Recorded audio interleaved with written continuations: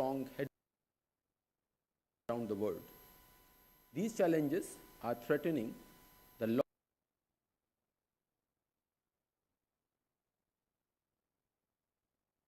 India's presidency has been instrumental in unlocking holistic solutions which can address the most pressing challenges of our times and propel sustainable and inclusive development. Before dwelling into the topic of today's workshop, I would like to highlight a few notable achievements of the finance track through the year.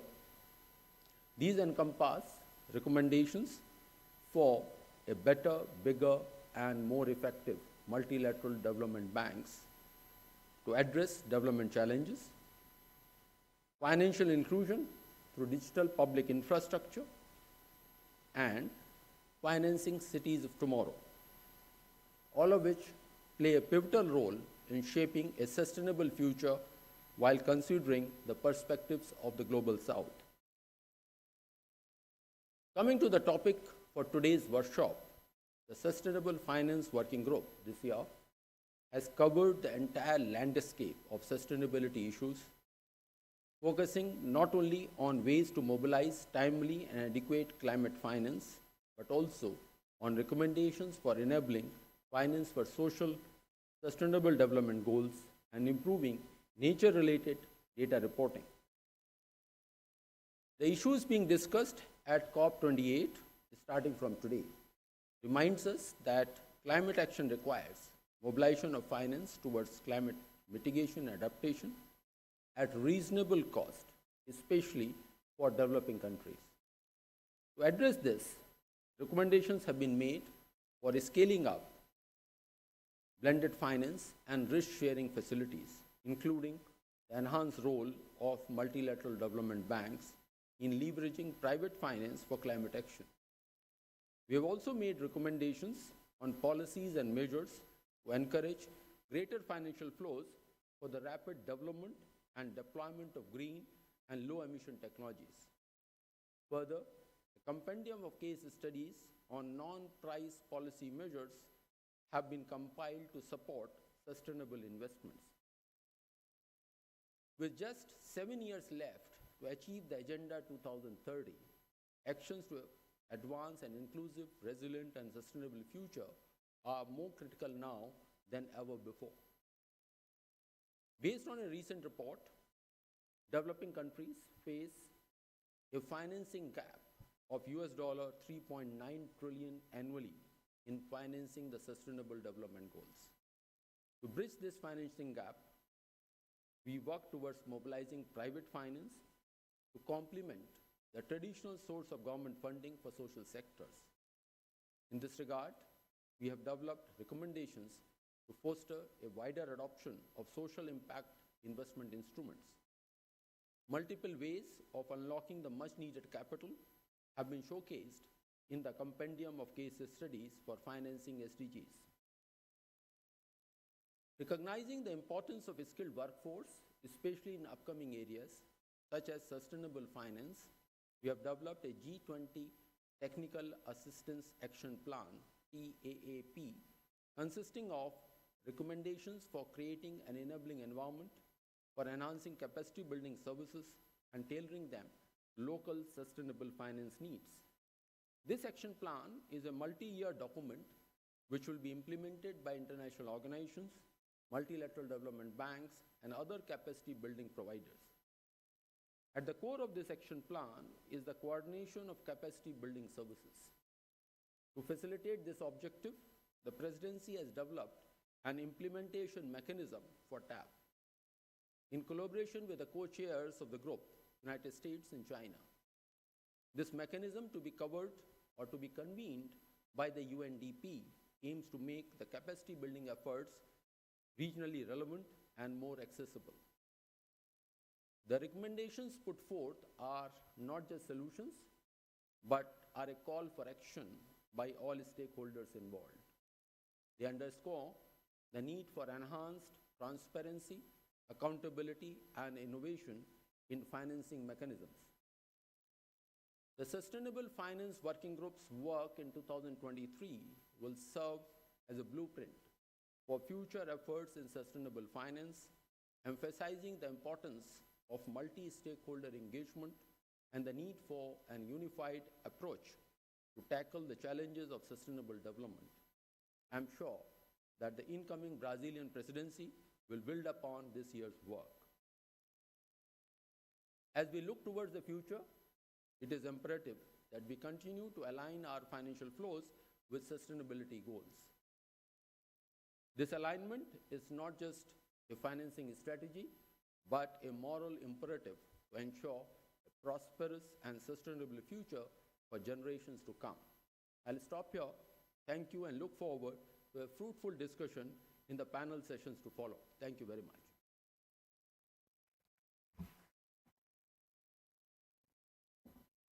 Thank you, sir. May I now invite Chairman Economic Advisory Council to the Prime Minister of India, Mr. Bibek Debroy, for his keynote address. Sir.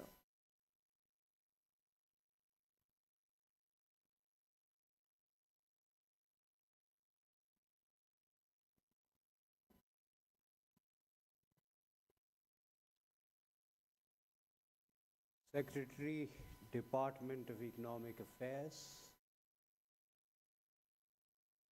ladies and gentlemen, good afternoon.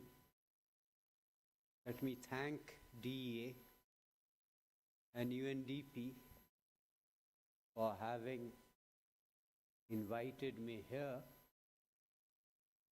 to deliver a few remarks. Ajay has already spoken about the concerns,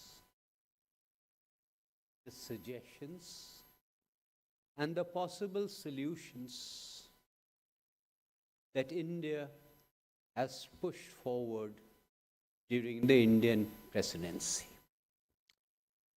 This particular national workshop is on advancing the sustainable finance agenda, which will be discussed in the plenary sessions.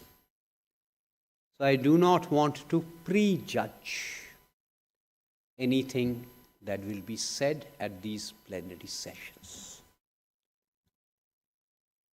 In case you cannot make out readily, I've got some kind of infection. I'm coughing and sputtering away. All is not well. To me, that's a very powerful metaphor for what is happening with the SDG system.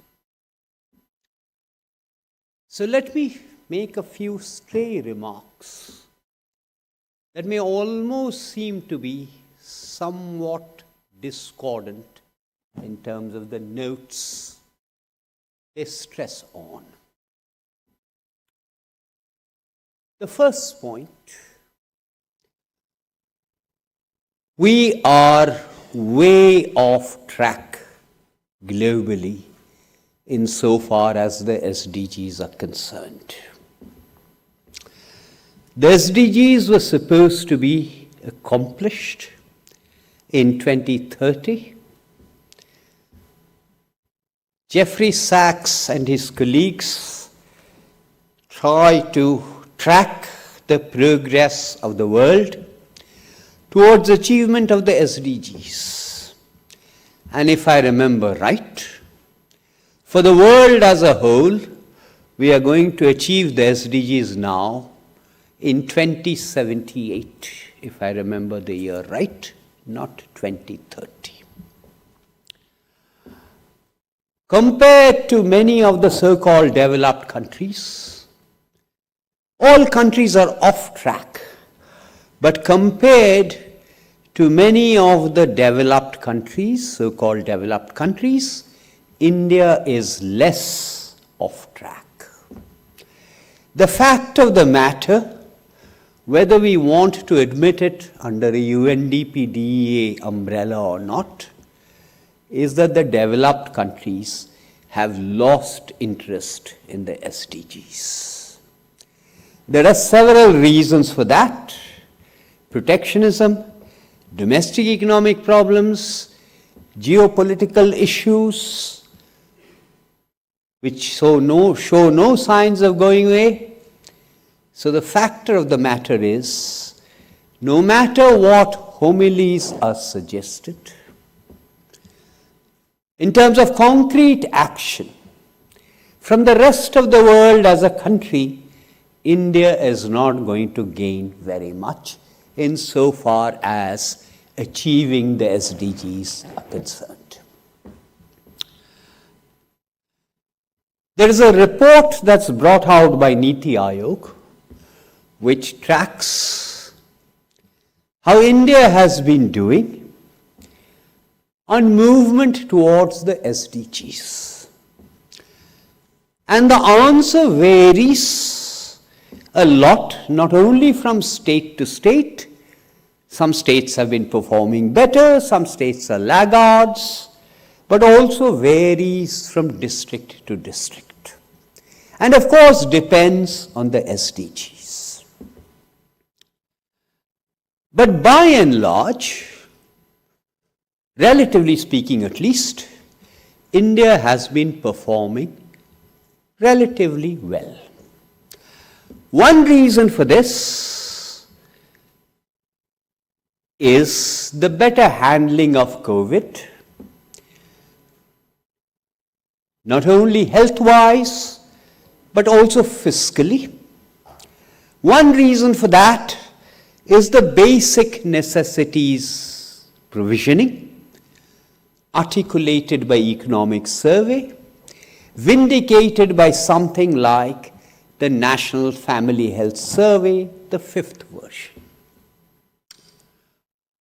An additional reason for that is something mentioned by Secretary DEA, which is the digital private infrastructure, which is much beyond Aadhaar. We are in 2023. 2030 is just 7 years away. So the question for India, and the question actually for the world, is can we do better? Can we speed up? And I'm not talking about the homilies. And I think the answer is yes, provided we do not have in mind 169 targets and God only knows how many indicators. The great advantage of the MDGs as compared to the SDGs was there was focus. Things were tractable. If I have so many targets and so many indicators, attention gets diffused and focused and loses focus.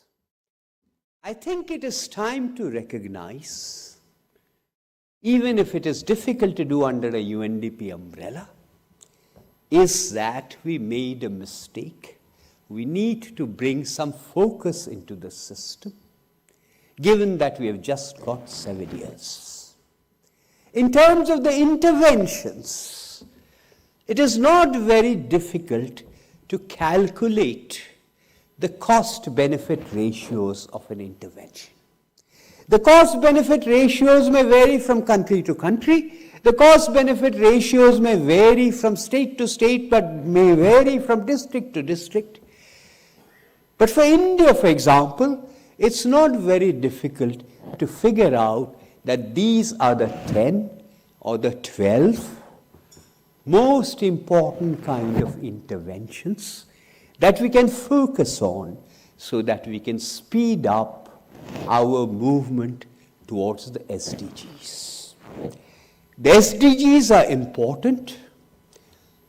Anything like this is important, not because it is an externally suggested target. It is important because it is also in complete conformity with whatever India's developmental goals are. And India's development goals are, of course, not just development, but development for everyone, sabka saath, sabka vikas, and that is essentially what the SDGs are about. In conclusion, We may ask for all kinds of things from the so-called advanced countries. Let us recognize that very little of that will actually materialize. And some of the interventions are technology intensive, they're resource intensive, they're cost intensive. Knowing that all of this is not going to materialize, let us get on with our job of what we can do best in terms of improving our trajectory towards the SDGs. Thank you very much.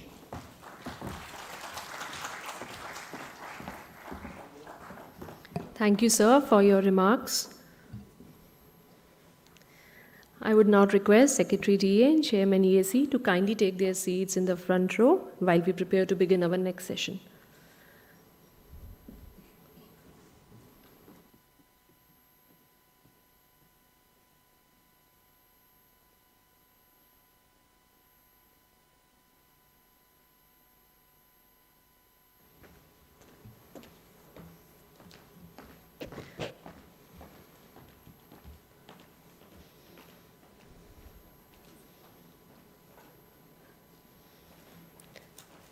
We will now move on to the first panel discussion on mechanisms for mobilization of financial resources for climate finance.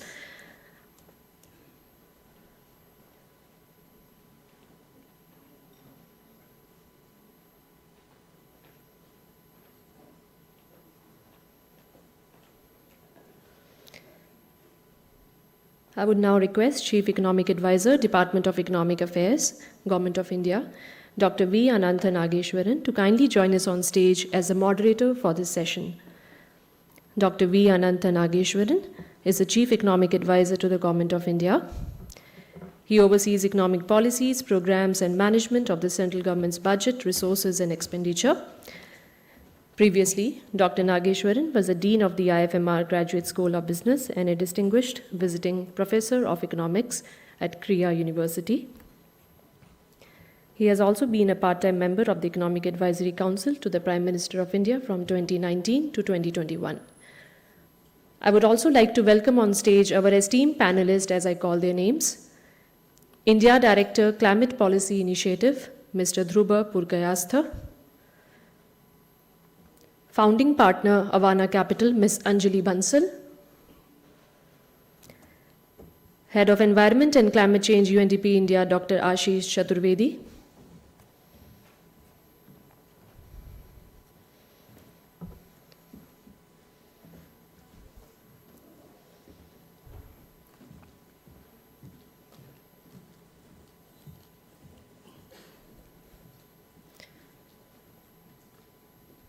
Thank you all for joining us.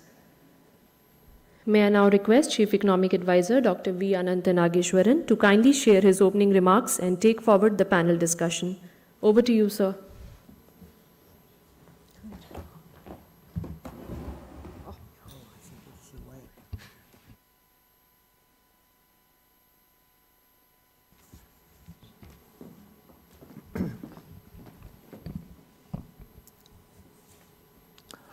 Good afternoon, everybody. It's a pleasure to have you all with us. As Secretary and my colleague, Mr. Ajay said, this also happens to be the final day of the India's G20 presidency. All good things must come to an end, but it is also true that it is not an end, but it's a beginning for another presidency. And some of the goals that we have chosen to pursue under India's G20 presidency in the finance track are going to have a life of their own, regardless of whether the presidency ends as it does at the end of 1 year. So today we have the 3 panel discussion sessions on the 3 priorities that the Sustainable Finance Working Group had identified and pursued in the course of the last 12 months. As the chairperson of the Economic Advisory Council to the Prime Minister said, Sustainable Development Goals meant to be attained by 2030 do look likely to be attained by somewhere between 2050 and 2080, depending on the country one looks at. And he was right to point out that it's important to focus on the desirable, but more importantly, the feasible set of alternatives, given limited resources, especially post-pandemic. That will, of course, be the topic of the second panel. But what we are going to look at in the first panel is, purists may quibble at the title of the session, because some English purists might say, do those words, mechanisms and mobilizations, go together? Or should it be avenues for mobilization or instruments of mobilization? But it's kind of too late to quibble about the language here. But let's talk about mechanisms and avenues and instruments for mobilizing adequate and timely climate finance. It's interesting that in my panel, there are 3 people, of which 2 could be safely said to constitute the demand side of climate finance, and only 1 person constitutes the supply side, if I may say so. Because we have with us Mr. Dhruba Purkayastha, he is the India Director for Climate Policy Initiative, and we have Dr. Ashish Chaturvedi, Head of Environment and Climate Change, UNDP India, and we have Ms. Anjali Bansal, Founding Partner, Avana Capital. So you might say that Ms. Anjali Bansal would be the supply side of climate finance, and the other 2, maybe one could be looking for the sources of funding, and the other could be providing technical assistance. So we do have a situation where I think the supply side is inadequately represented, which is also true that the supply is indeed inadequate as things stand with respect to climate finance, and that probably is appropriate. Therefore, we have a panel which is somewhat lopsided in terms of demand and supply, which is the reality of climate finance. So therefore, this is a short panel, in the sense that we have only about 40 minutes after my speech is over, and we'll have 10 minutes each for them to spell out how they feel that the world or the next G20 presidency, now that we are safely done with our presidency, we can pass on all the tasks to the next presidency, how the next presidency should approach this topic of mobilizing adequate and timely resources for tackling climate change. And what is it that countries that look for finance must do? What is it that countries or agencies that are looking to provide finance should be doing? Is the private sector indeed capable of providing finances for public goods at all? What is its track record of doing so in the past? Does it offer hope, or does it offer room for caution? These are the questions I would like my panelists to talk about. And since it's usually the case when panel discussions happen, this side of the aisle has a conversation with itself, and that side of the aisle is looking at the screens on their phones, what we are going to do is to make it as interactive as possible. So as and when the panelists finish speaking, I will open the floor for questions, and you can interact without waiting for the last obligatory or ritualistic 2 questions which we normally ask the audience to pose. So I think with that, I'm going to end my introductory remarks, and I'm not going to spend too much time introducing my panelists because they're all part of the papers that have been shared with you. So with that, I'm going to go back to my seat and invite Mr. Dhruba Purkayastha to start his remarks on how he looks at this topic of mechanisms of mobilizing timely and adequate climate finance.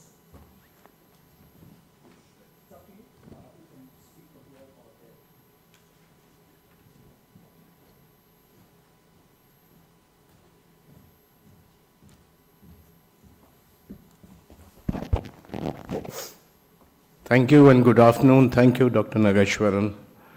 I'll just straight dive into the topic of this session, which is mobilizing climate finance resources.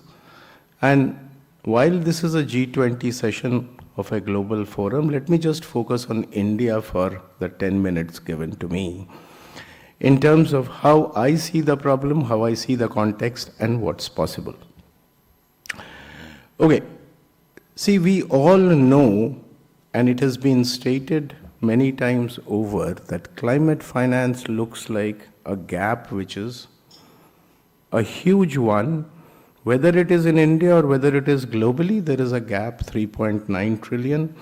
India is what we track globally at Climate Policy Initiative, and also in India, we see a similar level of gap from India if you actually take the NDC numbers of $160 billion, and what is happening is of the order of $50 billion.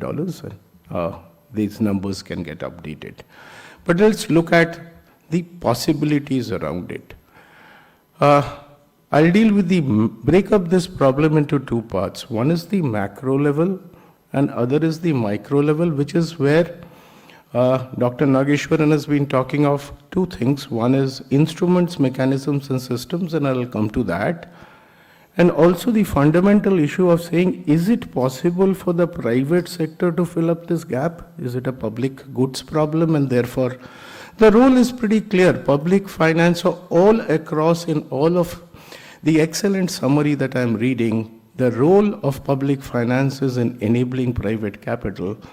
And therein comes the questions of instruments of what can be done, and there are underlying few things which is common across the recommendations. It just comes across there is a need for risk mitigation, there is need for blended finance instruments, there is need for credit enhancement, there is need for project development and bankable projects. This is the supply and demand side. Let's look at India for a moment at the macro numbers. $160 billion required. India is a 3.7 trillion economy growing at 7% at a financial savings of about 20% and an investment rate of around 29 to 30%. Now, is it possible within this flow mechanism to make an investment of this order? Looks difficult because if you look at your financial savings, there are demands of credit across the board from various sectors. So can you incrementally allocate capital to climate? Because we're talking of energy transition, transport, all of it. We're talking of how much incremental investment is possible. So that's really one problem. There it looks impossible. How it looks possible is if we look at India's institutional capital, and let's add up insurance, let's add up NPS, EPFO, mutual funds, let's add up all of them. They're actually $1.5 trillion plus. So if you look at shifting this allocation a little towards climate, it gradually becomes possible if you were to shift. But this capital is not going to climate investments. So therein lies, and again, it's a part of the recommendations which I read very clearly, the enabling regulation or tweaking the enabling regulation to make this institutional capital go in. The other part of the macro problem is pretty tough to say that how do I increase financial savings? How do I increase investment rate? I mean, it's a really difficult question of saying, is it possible to reach an investment rate of 32% in India without external capital coming in? So there is a role for getting external capital in for sure. How does external capital come in to bridge this? And this brings me to the micro level. So there was this macro level issue of it looks possible. Yes, it is possible. There is a shift required in financial intermediation, both through the banking system, which is partly being done by even the central bank to a certain extent, partly through the capital markets, which also needs to shift, is the long-term institutional capital, pension and insurance. So it's possible here. Well, there still will be a little gap which can therefore be bridged. The interesting part is what we track is of climate investments in India. It may come out as possibly sort of a surprise that 85% of climate investments in India are from domestic sources. So when you look at India, it's significantly a domestic intermediation which is doing climate investment. Is there a role for MDBs overall? For sure there is. And there has been a focus on the Triple Agenda report, which is global. And a lot of it is there, but where does MDBs come in? If you put all of them together in MDBs, the World Bank group is just 700 billion, put all of them together, it won't even reach $2 trillion. So with a $2 trillion and India's scale and size, what's the difference that MDBs can make? It really looks insignificant. Therefore, it is important that that public capital is used to de-risk global private capital that flows into India. Therefore, it needs extra or supra-sovereign risk mitigation institutional structures which will enable that to come to India. Within India, what is required?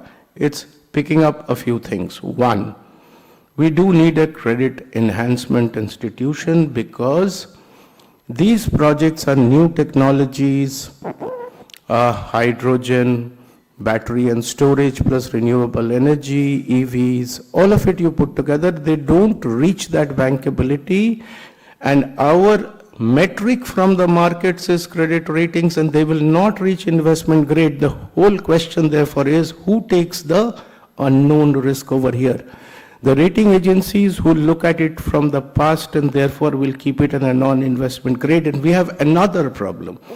I personally believe India's sovereign ratings is understated from whatever it should happen. But let's park this from now, because a BBB rating of India per se adds 250 basis points to any capital. So that increases the cost of capital to India any which way. But even within that, so therefore there is a need for a national projectized credit guarantee institution which then can help, or some mechanism. How do you get, second one, how do you get blended finance going? You know, the problem in blended finance is everybody wants their money to be blended, including multilateral institutions which focus on the private sector. So what confuses me, if multilateral institutions investing in private sector need their money to be blended, then who are supposed to be the blenders? We are left with only philanthropy or government budgets. So it's important to create those vehicles of blended finance. And one of the simple suggestions that I have over here is, what was thought 10 years ago was creating an NIIF-like structure for climate investments, or a NIIF, quote unquote, a green NIIF, which will enable the mobilization from sovereign wealth funds, similarly, which could get de-risked by some form of blended capital. The third one is about directing the intermediation from the banking system towards climate. And how does one do that?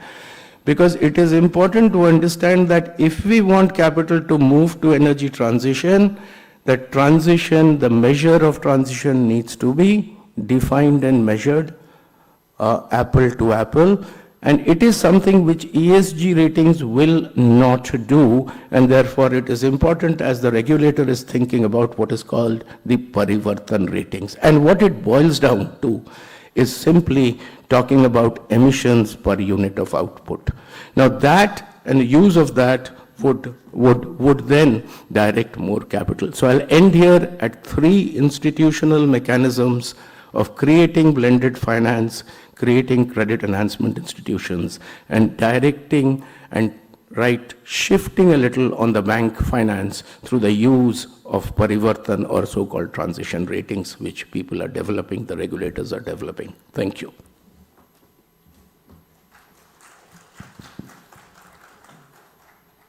Thank you very much, Mr. Purkayastha. I just wanted to have one small clarification. India's overall savings rate is close to about 28 to 29%, and the investment rate is about 30 to 32%. So we have a shortfall about 2 to 3%, and that is what our current account deficit reflects. So if the gap is as wide as 20 and 30, then I think the current account deficit would be too large to be funded. But that clarification aside, thank you for pointing out that domestic savings and domestic investments are the keys. And you did mention 3 mechanisms. Financial savings is around 20%. That's right. Overall savings rate is about 29%, yeah. So apart from blended finance, credit enhancement mechanisms, a supra agency, etc., what is it that the Indian private sector can do to provide the financing for climate change? Yeah. Thank you, Dr. Nagesh. Indian private sector will So there are two issues. One is, does an equity investor like Anjali invest? The role of the equity investor in identifying opportunities which will then get exit, because what we are expecting private sector needs to make its own return over capital. There is often a feeling that the private sector will do for values. And I don't agree with that. The private sector will do for a value metric, which is the return on investment. Right.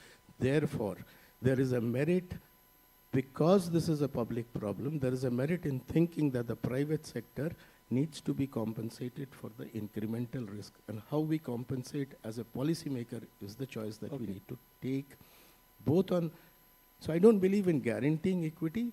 For debt, definitely needs to be returned back. So the price of debt determines the return or the attractiveness of investment. Therefore, if some subvention could get worked out, a risk subsidy could get worked out, that will help. Thank you.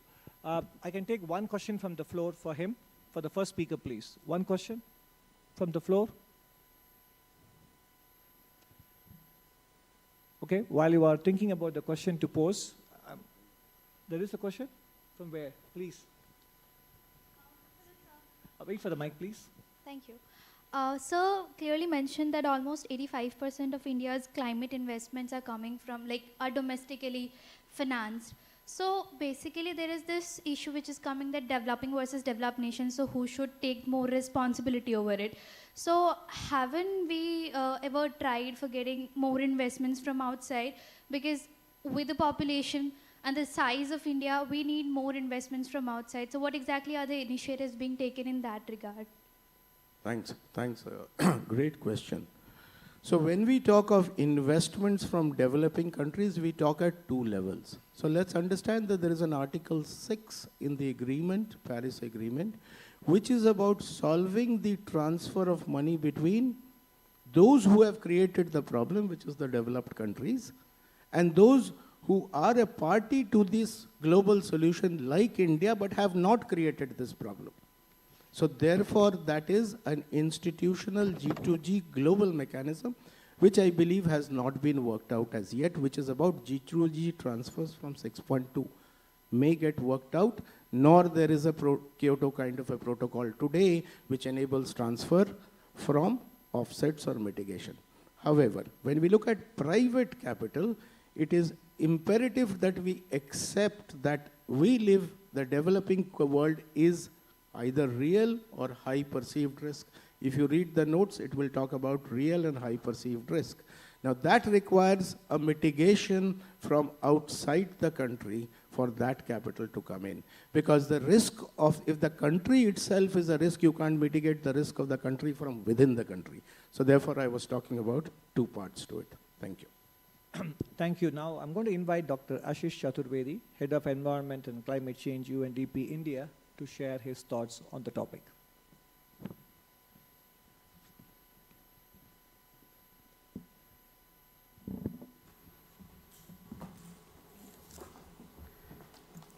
Thank you. Thank you very much for having me, and delighted to be a part of this discussion, which is, of course, very important for sort of obvious reasons. I'm going to structure my time, the 10 minutes that I have, in three broad buckets. The first one, I'm going to talk about regulatory frameworks and pathways. Then I'm going to talk a little bit about the barriers in creating innovative instruments, and then conclude with some sort of incentive mechanisms, internal incentive mechanisms in financial institutions themselves that can incentivize private capital mobilization.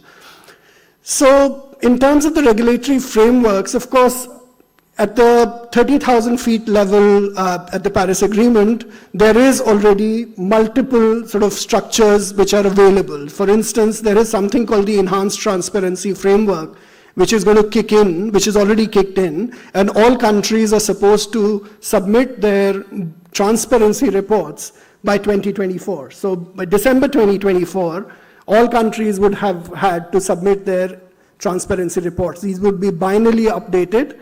And the idea is that you would actually disclose how much emissions you have in different sectors, what are the programs, policies, projects that you're implementing domestically, what is coming from within the country, what is coming from outside of the country, and this has to be publicly disclosed.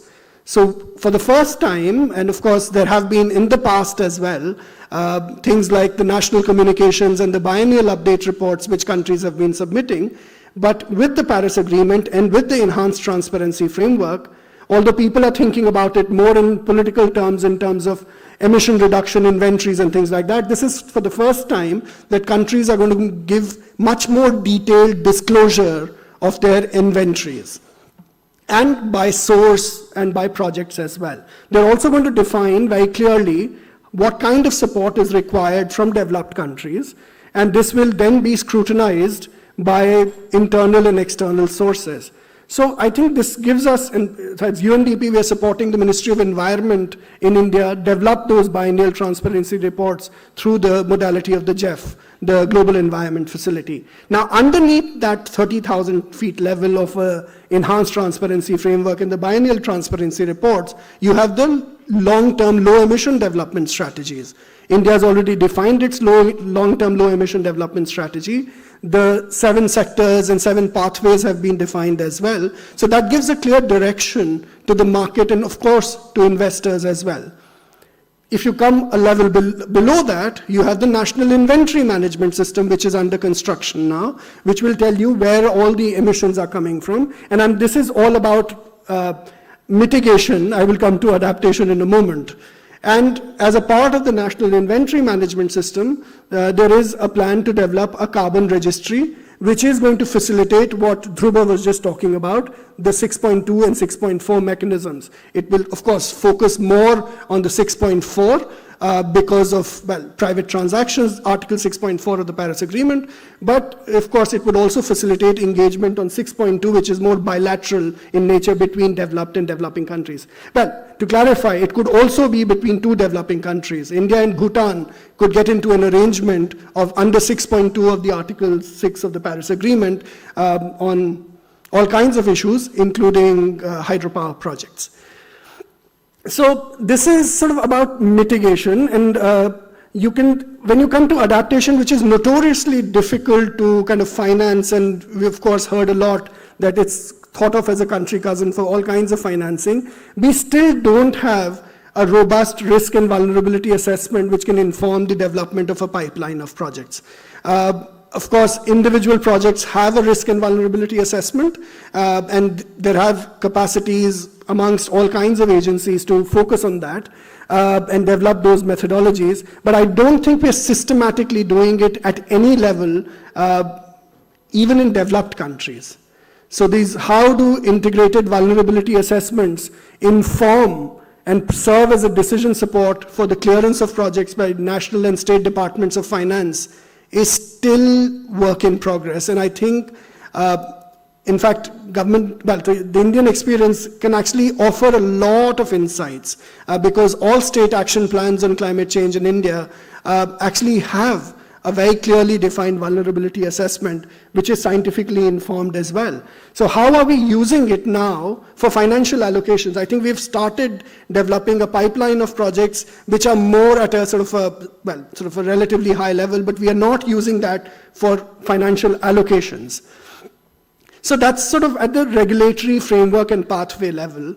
Now, coming to the barriers in creating innovative instruments, I think very pragmatic things like help desks, which work with a diversity of stakeholders and to understand challenges and mechanisms, how to resolve those. For instance, all adaptation projects which work with communities have a challenge of safeguards. How are you safeguarding the interest of local communities? It's not as if that all green projects will not have an impact on the livelihoods of communities.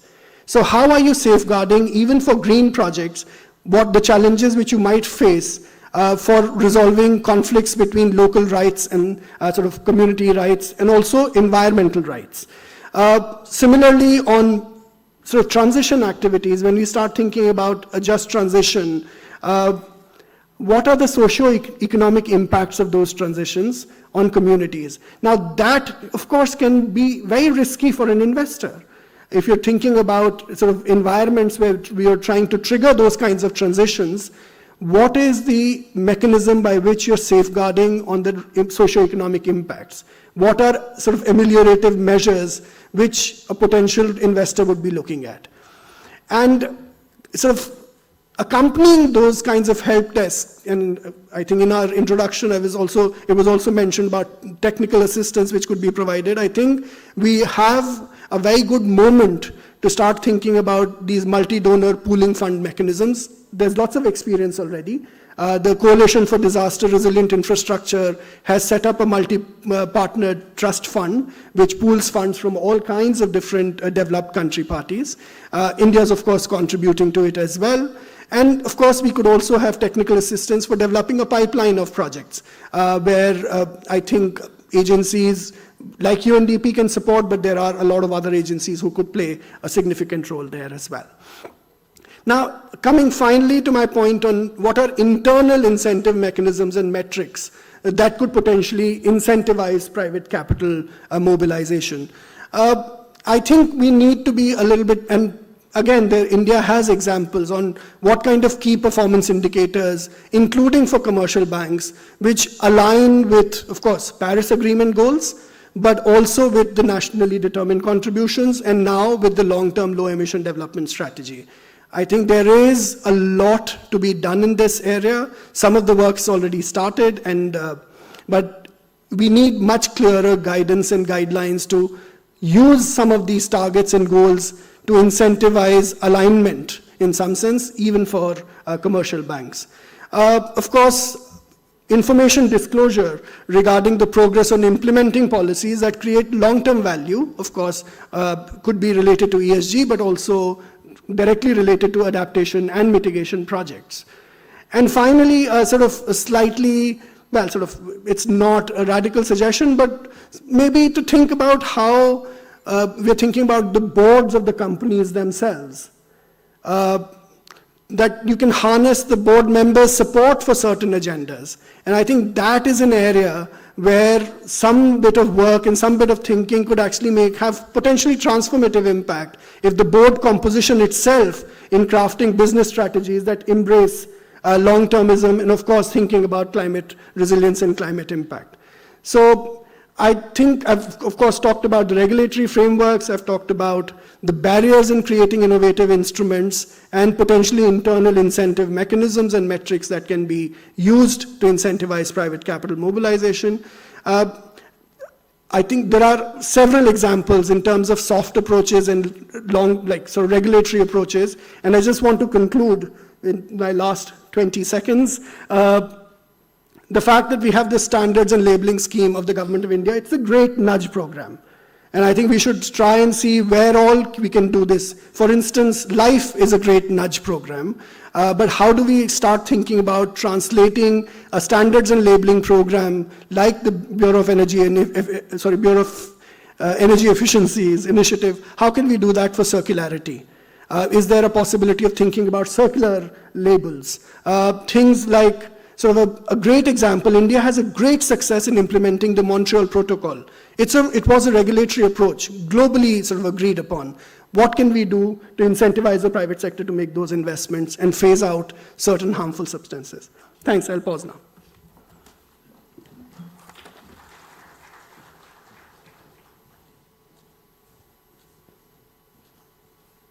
Thank you, Dr. Chaturvedi. So, in the experience of UNDP, are there countries which have done many of these preparatory steps that you mentioned, creating inventory, creating data, etc., that have facilitated the flow of finance? Are there specific case studies that you may want to share with the audience here? So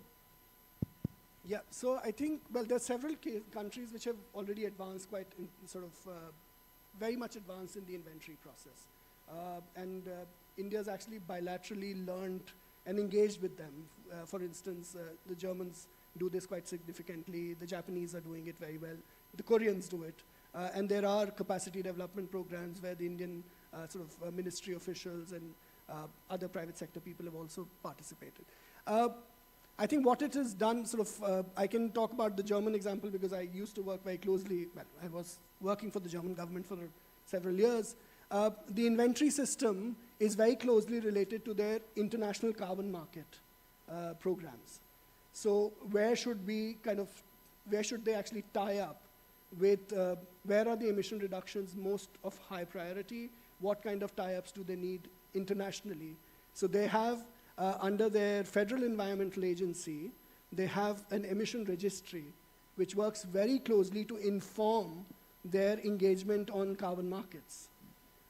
And I think that's something that we could sort of learn from. And also, I think the Government of India and the Ministry of Environment recently talked about the National Inventory Management System. That is going in that direction already. Thank you. So do we have one question from the audience on the floor for Dr. Chaturvedi?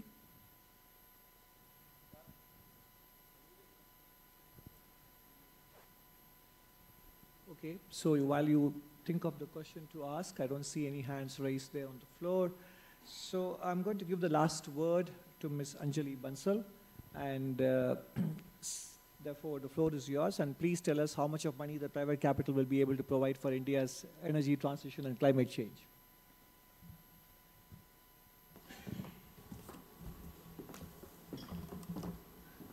Good afternoon, everyone.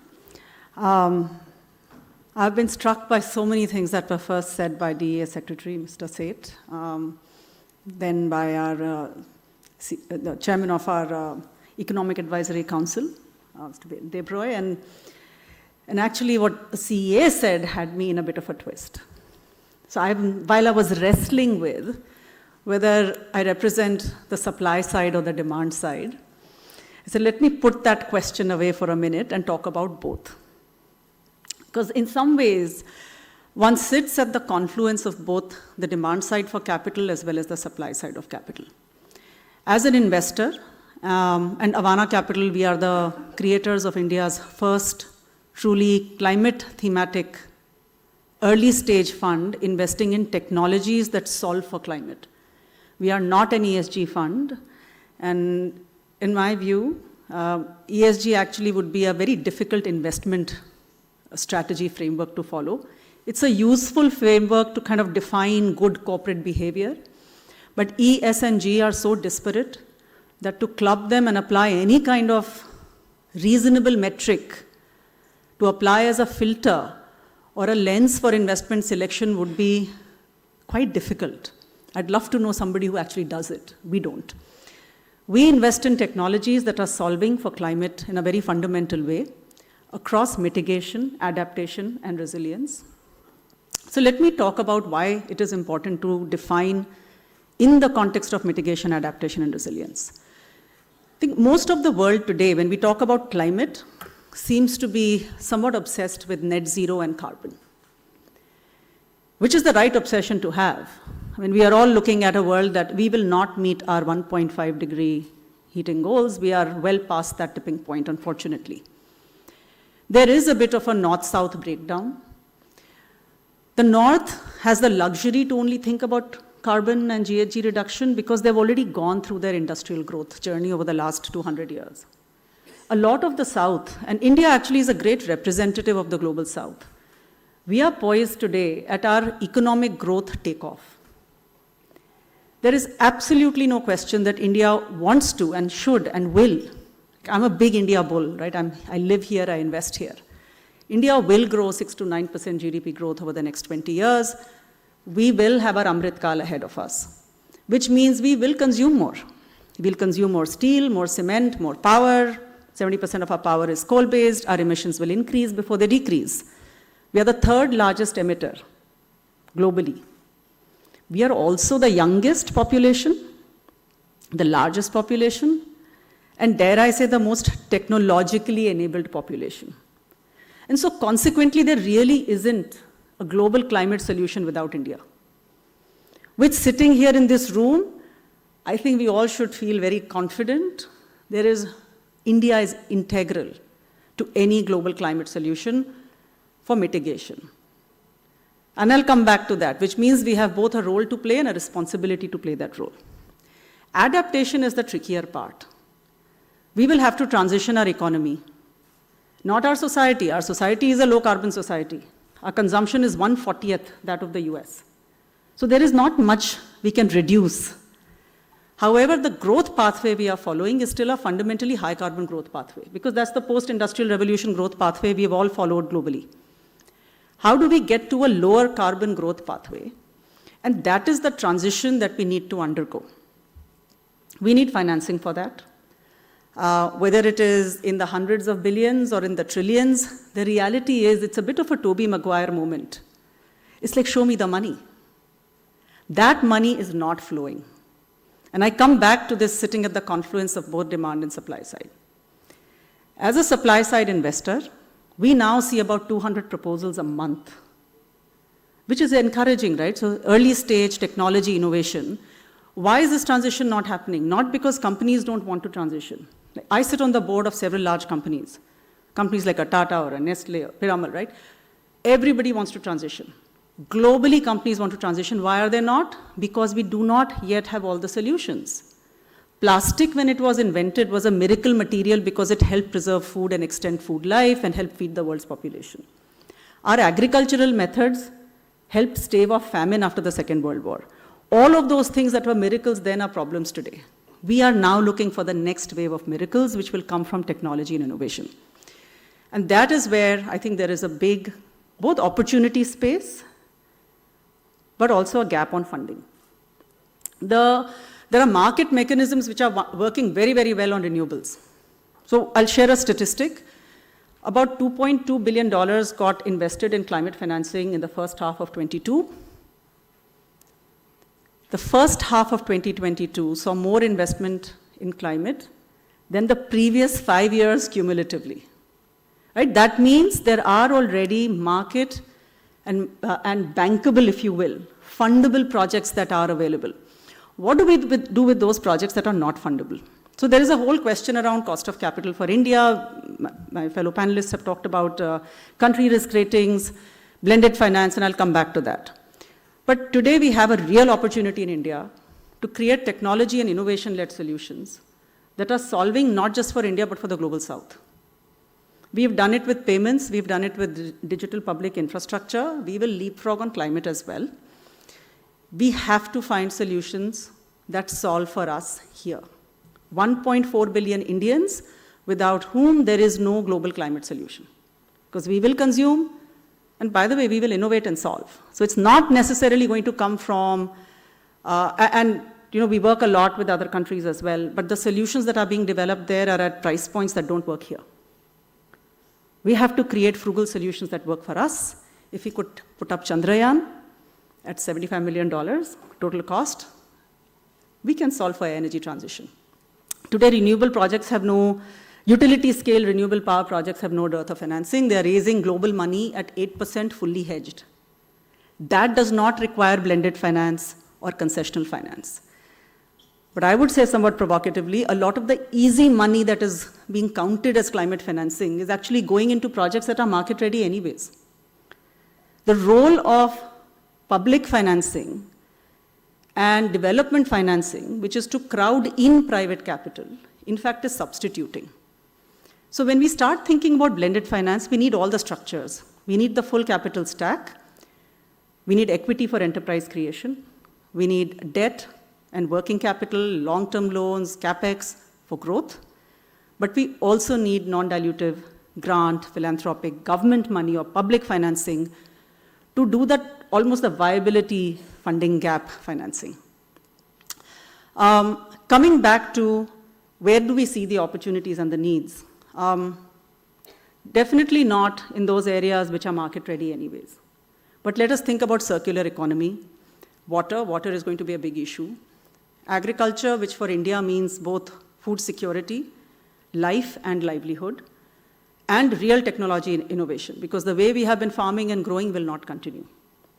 Similarly, the way we are consuming will not continue until we find alternative solutions on material science, on new methodologies for grid-scale battery or otherwise energy storage, which will allow us to then make the big renewable transition as well. One of my fellow panelists mentioned boards. Actually, boards are quite cognizant of this. And the good thing is, that sustainability and climate has moved through the board agenda. It used to be a pollution control board, risk, audit item. Then it became an audit committee item. Then it became a shareholders committee item because guess what? Cost of capital is getting impacted. There is a real cost of capital impact if companies are seen to be behaving less responsibly. They get penalized globally and in India. So it moved to the shareholders committee. Then it moved to strategy. I think sustainability and climate, and since we are talking about climate, is actually, I used to say sustainability is the next digital. When I started in business 30 years ago, companies didn't have digital. Today, every element of an enterprise is digitalized. I think every element of how we live, work, and interact has to get sustainabilized. So we are poised on the biggest transition ever. It's bigger than digital. Digital was convenience and efficiencies and value creation. This is species continuity, planet continuity, business continuity. So there's a really good reason for the world to invest in climate. And again, with full respect to everything that has been said, and I'm sure will be said, I think we have to, and I think Mr. Debroy said it very well, it doesn't matter whether there are 154 indicators or 186 or 236. We actually have to get on and do it now. So I'll pause there. Thank you.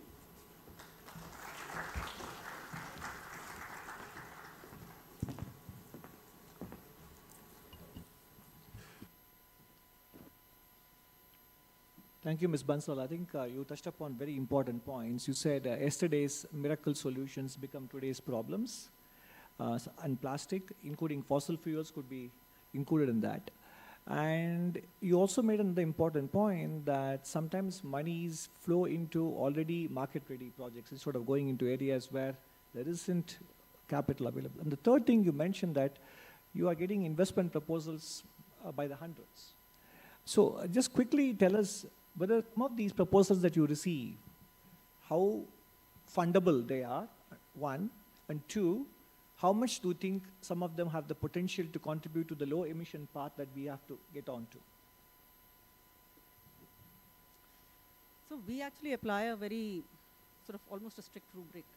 Anything that we look at seriously has to be solving for mitigation or adaptation or resilience. And in fact, we disproportionately focus on adaptation because that is what India needs.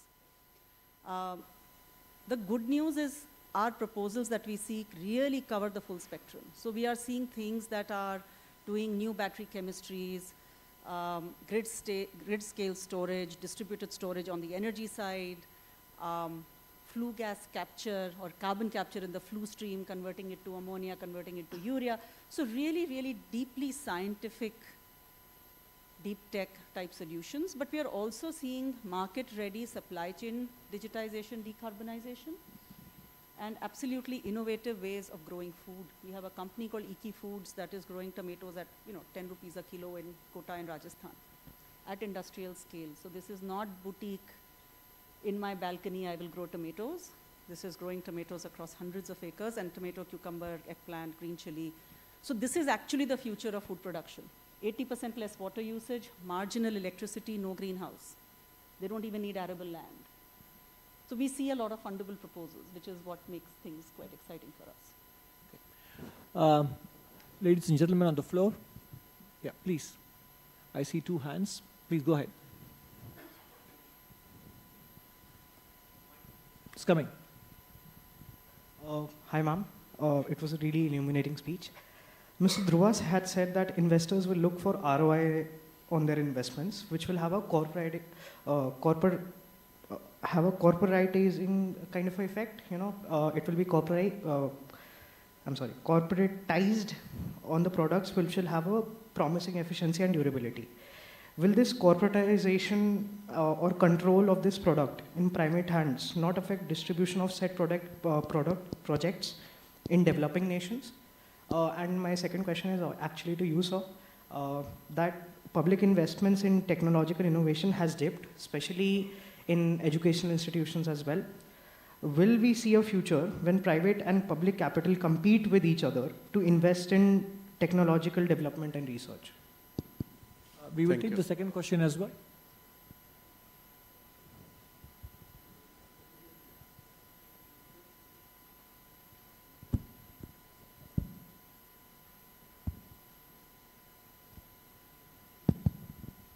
Thank you, ma'am. It was really nice listening to you.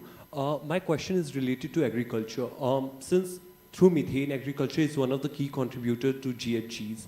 And due to political inertia, we don't see even a lot of brainstorming for a transition in agriculture towards sustainability. And if we see the status quo, particularly after the farm reforms getting rolled back, it seems that a lot of space has been locked for the private investors to come in and bring their technology so as to make the transition in agriculture sector, or so as to accelerate the transition in that sector particularly. So how do you see the bureaucracy or the private investors like you should look up to this sector, which is extremely crucial when we talk about sustainability, because food is the cardinal core point for sustainable development and goals. Thank you. I'll take the first one. Oh, thanks. That's a great question, actually. Just to rephrase and get you right, so you're basically saying that technology, so the question over here, and I'll limit myself to climate technology because it can apply to all technologies. So when we talk of innovation, then we are going through a few phases.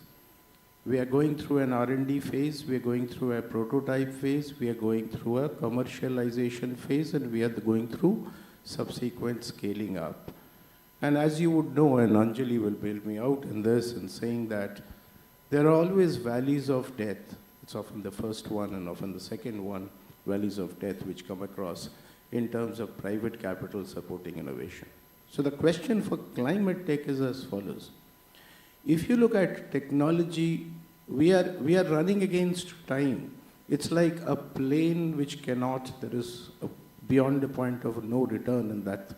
Well, I'm not a scientist here, but some of the numbers from IPCC tell you it's around 2030, 2032, you'll have to bend the curve. So the technology, if you start with innovating and then scaling up and then over here, my view remains, and it's a slightly controversial here because, technology needs to be socialized for climate.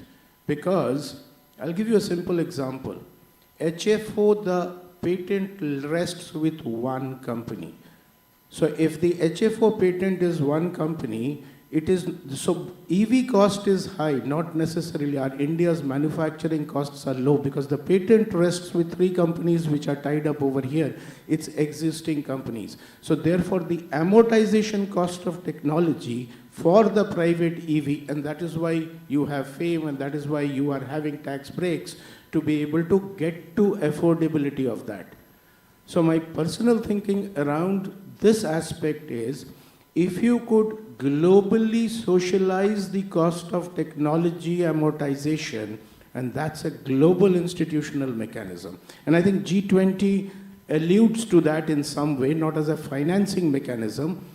Think of it as a global technology bank, and therefore for climate, since it is a global public good, in that case, you're not competing with the private innovation at all. You are enabling private innovation, private scaling up, and private business for that. Thank you. Thank you very much. Ms. Bansal, would you want to take on the question about agriculture? So Tesla is a private company which has generated probably one of the sort of quickest, fastest, highest returns to shareholders built on public capital. Not suggesting or advocating that that's the model to follow, but I will flip back 2 questions to you. One is, why assume that corporatization or market readiness of technology is bad and will make it inaccessible? The second is, why assume that our solutions will have to be imported? On the second, I would submit most of our solutions actually, and India's got a track record. Our solutions across the board, in healthcare, in financial services, in public digital infrastructure. I've been closely involved with building out DPI in India, UPI, and now ONDC. It gives confidence that we will actually develop solutions here that are immediately, urgently, and relevantly required in our context. And hence, when I was earlier at TechSparks, TechSparks is going on in Gurgaon, and I had a full session on climate tech, And always good to see the room filled with people who actually want to build for climate and not the next fintech and not the next consumer tech. So I think we will have to come up with our own solutions here. There might be solutions that we import, of course, and that is where public-private mechanisms have to play a role. I agree with Dhruba, where even if you cannot stifle innovation. Market mechanisms have a role to play here. Innovation has a role to play here. But making innovation available at an affordable price point for masses is actually how business is built in India. There is no big company in India that has been built catering to the ultra-premium segment. So it's actually in the enlightened self-interest of business to bring costs down and to make it mass available. We have a question from this gentleman. On agriculture. Yeah. Absolutely. I think agriculture is very, very core and critical. It is again a space for private innovation. I talked about IKI. And IKI is built on private capital. It's private innovation, it's patented, it is indigenous Indian technology. We are seeing so much inbound demand from the GCC countries. Food security is an issue for everyone. And it's an Indian company built by two guys out of IIT Bombay and IIT Jodhpur PAF. Right? It's patented polymer material science and the whole growing chamber system. So again, public-private partnership. Yes, there is a policy element to it. Regenerative agriculture requires a transition phase that most of our smallholder farmers in India can ill afford. So there needs to be a financing mechanism for that 2 to 3 year period when yields will decline. We tend to be somewhat skeptical of business models that are predicated on carbon credit revenue because who knows when it will come, what it will be. So we like to see businesses that will make money on their own. So I'm going to give up the privilege of responding to your question because as in climate finance or climate change and economic growth, there are always trade-offs. There is a trade-off between the pleasure of listening to my own voice versus saving the time here. So I'm going to opt for the latter. So we are running, I've been reminded that we are overshooting our time. And our budget does indeed provide for some technological investments, but it is also something that private sector has to step in as well in terms of R&D spend and so on. So, but in the interest of time, I would like to request the audience and the floor to join me in putting our hands together and thanking our panelists for their, thank you, for their excellent exposition of the various issues, starting from what it takes to attract funding, international and national, and preparing oneself to be able to receive that funding, and also looking at the various trade-offs that Ms. Anjali Bansal spoke about between low emission and growth, and marketable projects versus projects that need funding, and also the important issue that to leave behind, because some of the miracles today have become burdens, and some of the miracle solutions being proposed today could end up becoming burdens as well in the future. And that is the tantalizing thought that she left us with. So with that, I would like to bring this session to a close, and I thank you all for being here, and thank the panelists also for sharing their thoughts with us.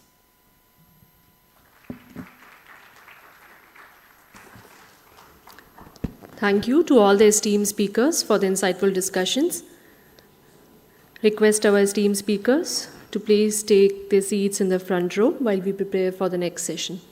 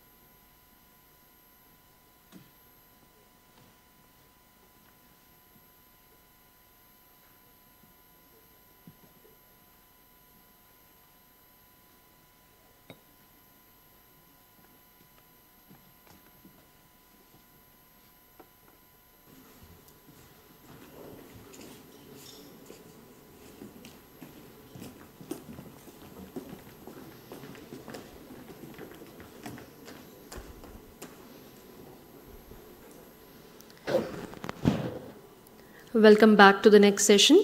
Our next panel discussion addresses the topic of enabling finance for the Sustainable Development Goals. Let me now invite on stage Joint Secretary G20 Secretariat, Ministry of External Affairs, Mr. Nagaraj Naidu, to kindly join us on the stage as moderator for this session. Mr. Nagaraj Naidu is an IFS officer of the 1998 batch, currently serving as a Joint Secretary of the G20 Secretariat in the Ministry of External Affairs. In this role, he is responsible for coordinating and facilitating India's engagement with the G20 during India's presidency in 2023. Mr. Naidu has played a key role in advancing India's interest and priorities in the G20, particularly on global health, climate change, development, trade, and finance. May I now welcome on stage our esteemed panelists for this session as I take their names. Please welcome Social Impact Consultant and former CEO, Impact Investors Council, Mr. Ramraj Pai, who will be joining us virtually. Country Director, Michael and Suzanne Dale Foundation, Ms. Geeta Goyal. Country Director, British Asian Trust, Mr. Bharat Visvesvaraya.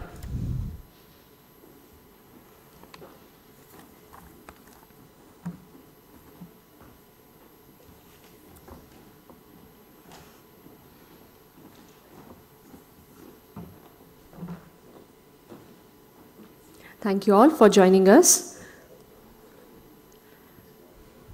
I would now request Joint Secretary, G20 Secretariat, Mr. Nagaraj Naidu, to share his opening remarks and take forward the panel discussion. Over to you, sir.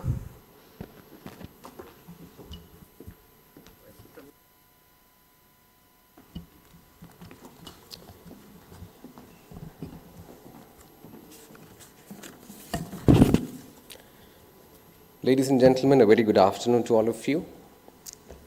2030 is the milestone year when the world is supposed to deliver on the SDGs, the national targets under the Paris Agreement, the Kunming-Montreal Global Biodiversity Framework, and all other important agreements.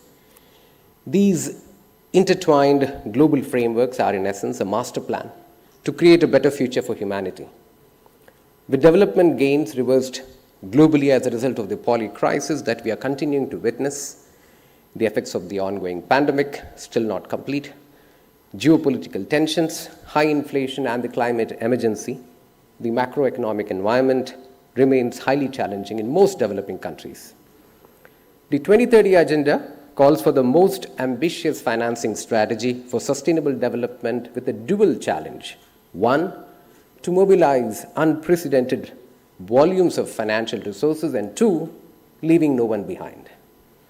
However, countries continue to face uneven access to affordable financing for development. Without swift action, financing divides could potentially turn into development divides. It is estimated that the annual investment required for the SDGs by the developing countries themselves is between $5 to $7 trillion. However, the current levels of investment in sustainable development fall short of this target, leaving a significant gap. Beyond public resources, we need private, philanthropic, domestic, as well as international finances.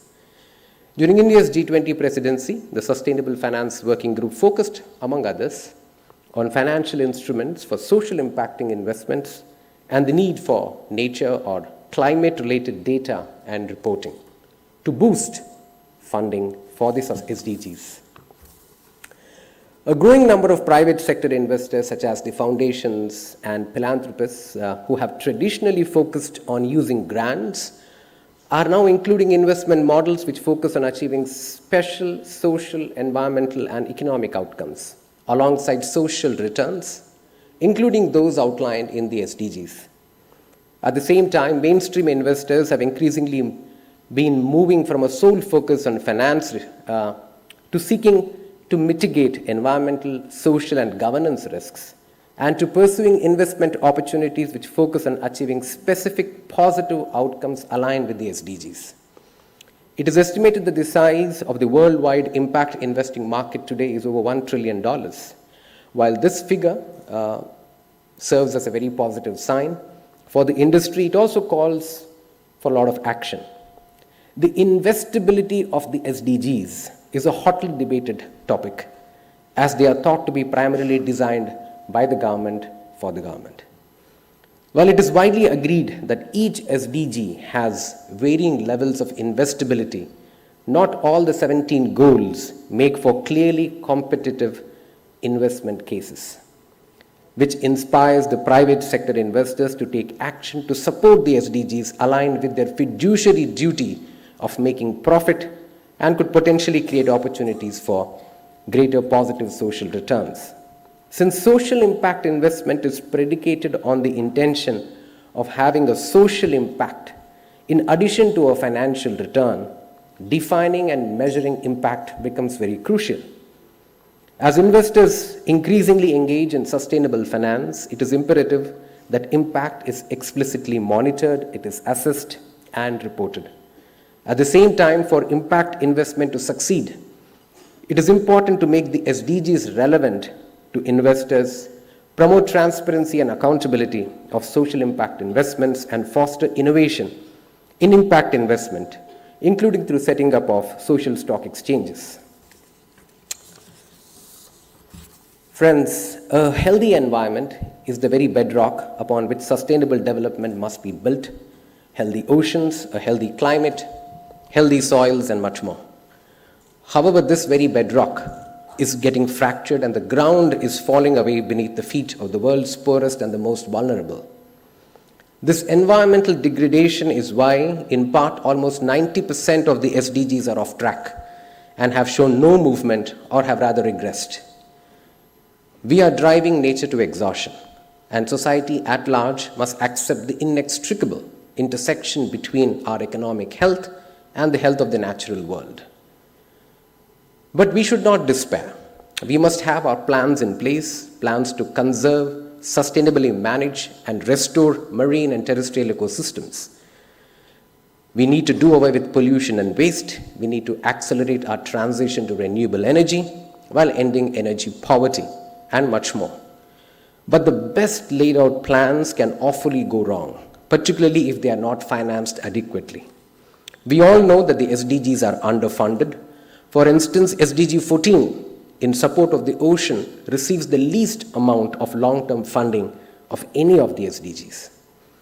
However, tackling climate change, biodiversity loss, and land degradation with immediate action requires that current global investments need to increase by about $230 billion.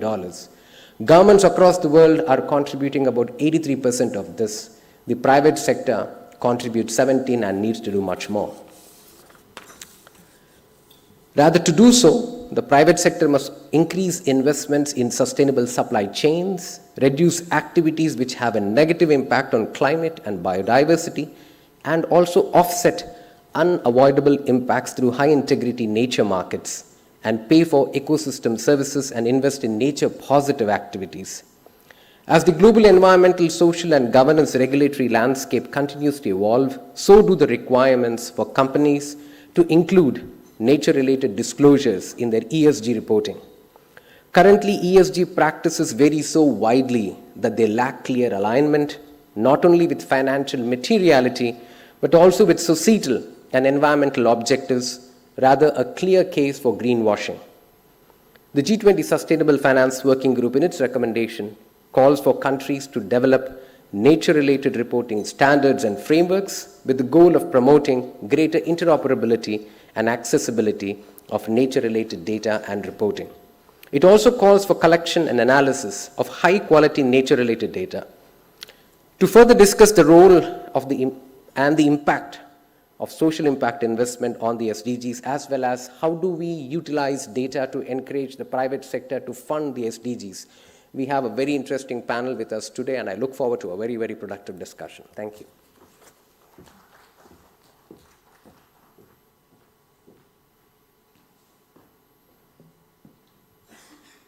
I think we have one panelist who's joined us online. So colleagues, let me start with the panelists that I have in our presence. I'll go with Geeta Goel, who's the country director of Michael and Susan Dell Foundation. Geeta, you've heard my spiel on this whole issue. So being a practitioner representing a foundation, Can you kind of very clearly or succinctly convey to all of us as how can the SDGs be made investable? That's one part of my question. The second part is, what do you think are the financial instruments that the private sector can unleash, particularly so that we are able to unlock private capital for the SDGs? The same question applies to you, but Okay. Yes, I wish I had all the answers. We would have solved the problems before that. But I would say, attracting private capital for SDGs, if you look at the SDGs, they all have an underlying industry beneath them, right? So if it's education or if it's hunger, it means livelihoods, So I mean, I'm just thinking if you really unpeel the SDGs, they are all almost dependent on a thriving market. So to say that, can the private sector play a role? Yes, it can. Thriving markets, thriving industries, a growing economy will all help us address some of the SDG goals. But I would just, take some examples. So, we can talk macro or we could look at examples of where blended finance instruments can come in to help unleash private sector. I think we've discussed enough that the amount of capital needed to address the SDG goals, government capital will be limited, philanthropic capital will be limited, market capital will be limited. We need to get all of them together. So I would say guarantees, and I think the earlier panel also talked about credit enhancements, are an excellent instrument to unlock private capital. I mean, India through various schemes already does it. Like, I mean, I would say the CGTMSE scheme of SIDBI, for instance, is a great credit enhancement mechanism for unlocking credit for MSMEs. Could that go a stretch further? Outcomes-linked financing is another instrument where, again, we can unlock more private capital for sectors like education, health, maybe even climate. To take I mean, today the structures are not simple and the regulations are not as easy. But I mean, I can take one hypothetical example and then a real example. The hypothetical example actually unlocks more scale, and that's why I would like to talk about it. Today in the education sector, I mean, the government does spend, I think it allocates 4.7% of its spending towards education, 75% of it gets used if the amount is as large as 6 lakh crores. And almost 75% of that is towards the K-12 ecosystem, which has 260 million students enrolled in K-12. But the government only students going to government or government-aided schools are only about 65%. So 35% of the population is still going to private schools. This population is not your middle income and high income students only. A lot of them go to affordable private schools because they think, the quality may be better.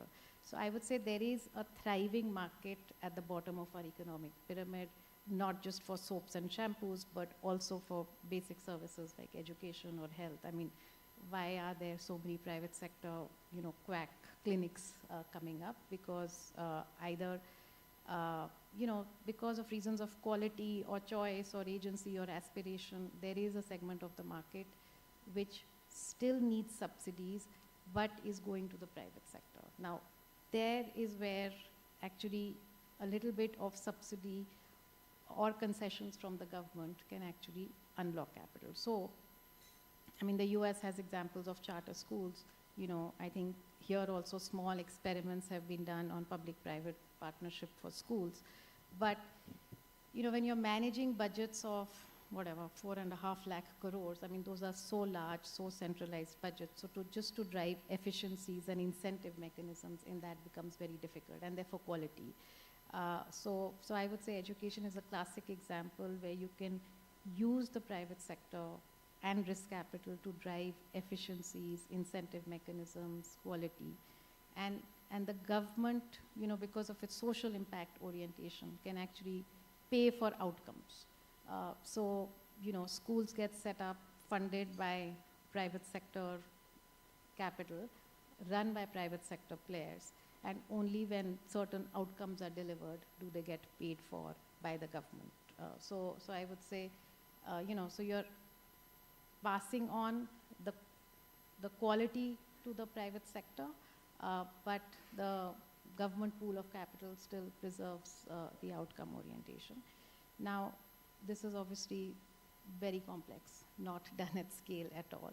But I mean, there are several edtech companies which are funded by the private sector. Now, their products today are only subscribed by parents and students who can afford it.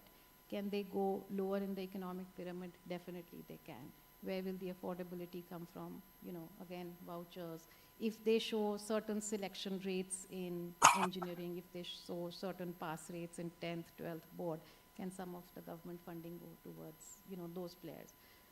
So that's, some experimentation again is being done on that. The specific example on outcome-based financing I can take is something we've been doing with British Asian Trust, and maybe Bharat, you should talk about it, but where we've been able to limit the service providers only to not-for-profit providers. So we've not been able to unlock private capital, and I think that's where the scale can come from. So I won't go into those details, but maybe one other example I can take, and that's really not private financing, but it is where philanthropy and government have come together to again incentivize outcomes. So we've worked with Niti Aayog, in aspirational districts, where edtech providers are being, there's an RFP for edtech providers, and they will be paid based on the outcomes they deliver for the students. So that brings in efficiency, and again, who's taking the risk is the investors in these private edtech companies. And at the end of the day, if they deliver, then the government pays for it. So I do think, just some efficiencies and incentives itself can unlock a lot more capital, and these markets can then definitely become much more sustainable for the private capital. Thank you. Bharat, just to kind of, maybe you can also kind of pitch in, but this is 2023. We have 7 more years. What was supposed to be a decade of action from 2021 to 2030 has become a decade of recovery because of the COVID pandemic and the geopolitical crisis, etc. So whatever was achieved actually has been lost. So considering that we have just 7 more years, 6 more years to go, what do you think? How can social impact in funds like what, you're the country head, and what do you think the impact investment space can potentially do to accelerate the SDGs? No, thanks so much for that, and thanks for having us at such an important discussion. I'll probably pick up from what Geeta mentioned as well in the point about innovative finance in the social terrain, right, which is not something that is often discussed at many forums. And of course, practitioners like Geeta and us, we spend a lot of time thinking about these areas and sort of working on them. But I don't think these are as widely understood as maybe they should be, especially when we look at this question of what is it that's actually going to bring in additional investments into the SDGs, given the large gaps that we are talking about. And so I'll spend a few minutes talking about just what innovative social finance actually is and why it's something that we think of as a promising solution in this area. And so it's been practiced maybe for just the last decade or so now. So it's a relatively recent innovation that has happened, where there has been structured finance thinking that has been brought into the area of social work. And there have been many examples like this now, but to take a few that we've worked on in India, we started in 2018 with this initiative that was called the Quality Education Impact Bond. And so this is it's an impact bond, which is the innovation. And essentially what this does in a nutshell is it allows people to actually pay for outcomes. Now, traditionally in the social finance, in the social world, there has been a lot of sort of lack of clarity on what an outcome even is. How does one measure it? What is the outcome that one is working towards? And therefore, there's a lack of clarity on the part of an investor as to what exactly is it that I'm paying for. That is essentially the problem, or one of the problems that social finance looks to solve. Because essentially what it does is it takes an area, defines very tightly and narrowly and clearly as to what is the impact that we are looking to achieve in that area. So say, for example, in education, you might boil it down to saying, what is the learning outcome that a specific set of students have achieved through a particular intervention. Or in the area of skilling, again, where we've worked in partnership with the Michael Susan Dell Foundation, you might say that it is not just about providing skilling, but it is about saying, did the individual who got that skill actually end up in a job or not? And if they ended up in that job, did they actually stay on in that job for a period of at least 3 months or so? That's how we've defined it in our particular instrument. You could define that as 6 months and so on. Of course, that increases the complexity of actually measuring. But what that then does is it brings a lot of rigor into the way that you measure whether that outcome was actually achieved or not. And what we are then seeing in all of our conversations with potential funders is that they like the fact that there is very clear attributability. You can very clearly say this is an instrument that led to this outcome in a very easily measurable and attributable way. And that in turn means that a lot of people who might otherwise not have looked at social sector investments are actually attracted to an investment in this space. We are actually working on another instrument right now in the area of education. Again, MSDF is a partner in that one as well. But there, one of the interesting things for me, and in the context of this discussion, is the fact that one of the investors, there's actually private capital, which is looking for a return. In many of the other instruments, it was actually philanthropy that was there. But I think that was great because philanthropy, like MSDF, they were able to pioneer this, show the fact that this model actually works. But now, given that there's a lot of clarity that this is an approach that works, there are investors who are looking for a financial return who are willing to come into an impact bond structure. And essentially, to give you a sense of how that works, in a nutshell, essentially what people will do is to put in an investment, as it's called, into the project. In this case, it is an investment into the providers who are actually providing education to a group of students across a set of states and so on, right? The outcomes get defined as, in this case, it is about foundational literacy and numeracy. And if those goals are achieved, then somebody comes in and pays that investor a certain rate of return depending on how much of that outcome has been achieved. So you could achieve returns of 8 to 10%, fairly, especially in the lower interest rate environment that we were in until, say, about a year back, fairly attractive financial returns, which someone might look at and say, because I know for a fact that these are outcomes that are being achieved, and it's a very structured product where I can actually sort of almost get a sense of surety over whether I can make a return or not. Those are things that make it a lot more interesting or attractive for investors to come in. Right? And so we've seen sort of early evidence of that actually starting to happen. I think it's fairly early days at this point for this instrument in India. We've probably done a handful of them. Maybe 4 or 5 instruments like this have happened at this point. But a very promising approach, which then other people can also come in on the back of that and say, okay, now that there is evidence of what actually works, we can then put in the money to scale up that intervention, right? Which is another thing that often people might be holding back, saying, look, I'm not actually sure of what works. And therefore, while I'm looking to generate a certain type of outcome, I might hold back because there's a lack of clarity on what actually works. An instrument like this can actually prove what works because you're defining and measuring outcomes in such a narrow, granular manner, which then allows somebody else to come in on the back of that and say, I'll now put in the capital to help scale these interventions up. So I think those are some of the ways in which we've seen this help. Thank you. I think we also have Ramraj Pai, who's here from the Impact Investors Council. Ramraj, would it be possible for you, considering, you kind of like a chamber for social impact investment funds. So what has been your experience over the last few years? What is the kind of change that you're seeing in the thought process of impact investment funds and the way they look at SDGs and also philanthropists as well as the traditional financial institutions? How do they look at this particular area of impact investment? Do you see that there is, because the figures is that, the assets that are being managed by the impact investment funds has reached almost $1.16 trillion globally. Do you see this going up?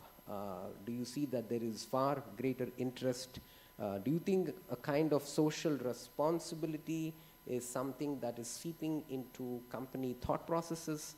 It will be very interesting for us to hear that. Thanks. Sure. Thank you, Mr. Naidu, for that question.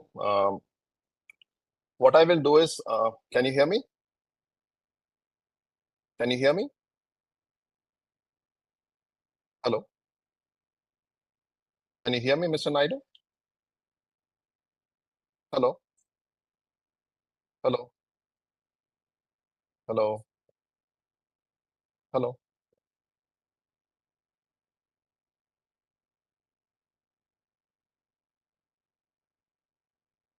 Ramraj, back perhaps, maybe we can look at our two panelists here. Maybe Geeta, can you tell us what India needs to be doing as the government? Do you think that the current state of play that you see in India for, meaning the environment that you see, is it ideal for impact investment funds to operate, or is there something else that you think that needs to be done? I think I hear myself twice.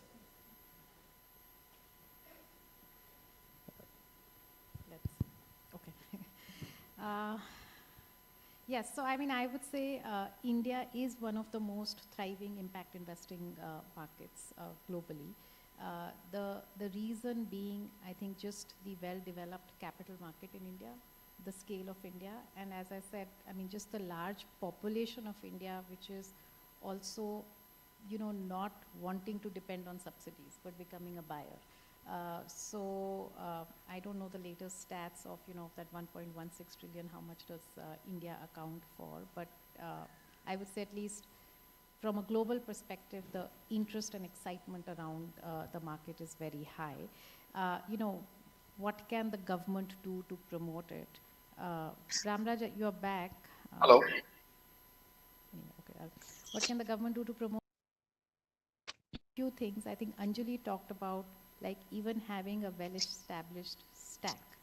You know, today the instruments, I mean, what is impact capital, what is ESG capital, what is market capital, does become fairly blended, to use that word. But and I would say impact capital ranges across the spectrum, starting from, you know, we are an impact investor, we are a philanthropic foundation, and yet, you know, as per our US law, we can make investments in, you know, companies that actually serve, say, the low-income population, so if it's aligned with our mission. So a few years ago, we made investments in very early stage, urban-focused microfinance institutions like Ujjivan, Janalakshmi. We were the first check in.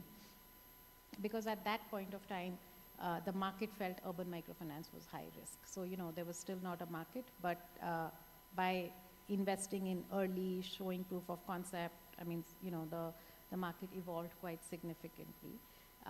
So we could take that risk because we had a philanthropist backing us, but several funds were not able to take the risk.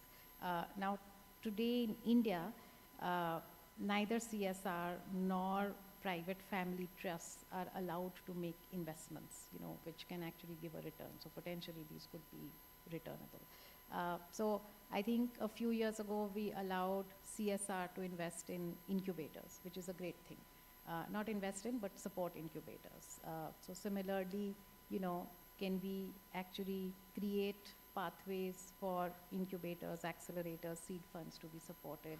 I think we talked about innovations again in the previous panel. So saying some of this is very high risk capital. Your market capital may not come in quickly.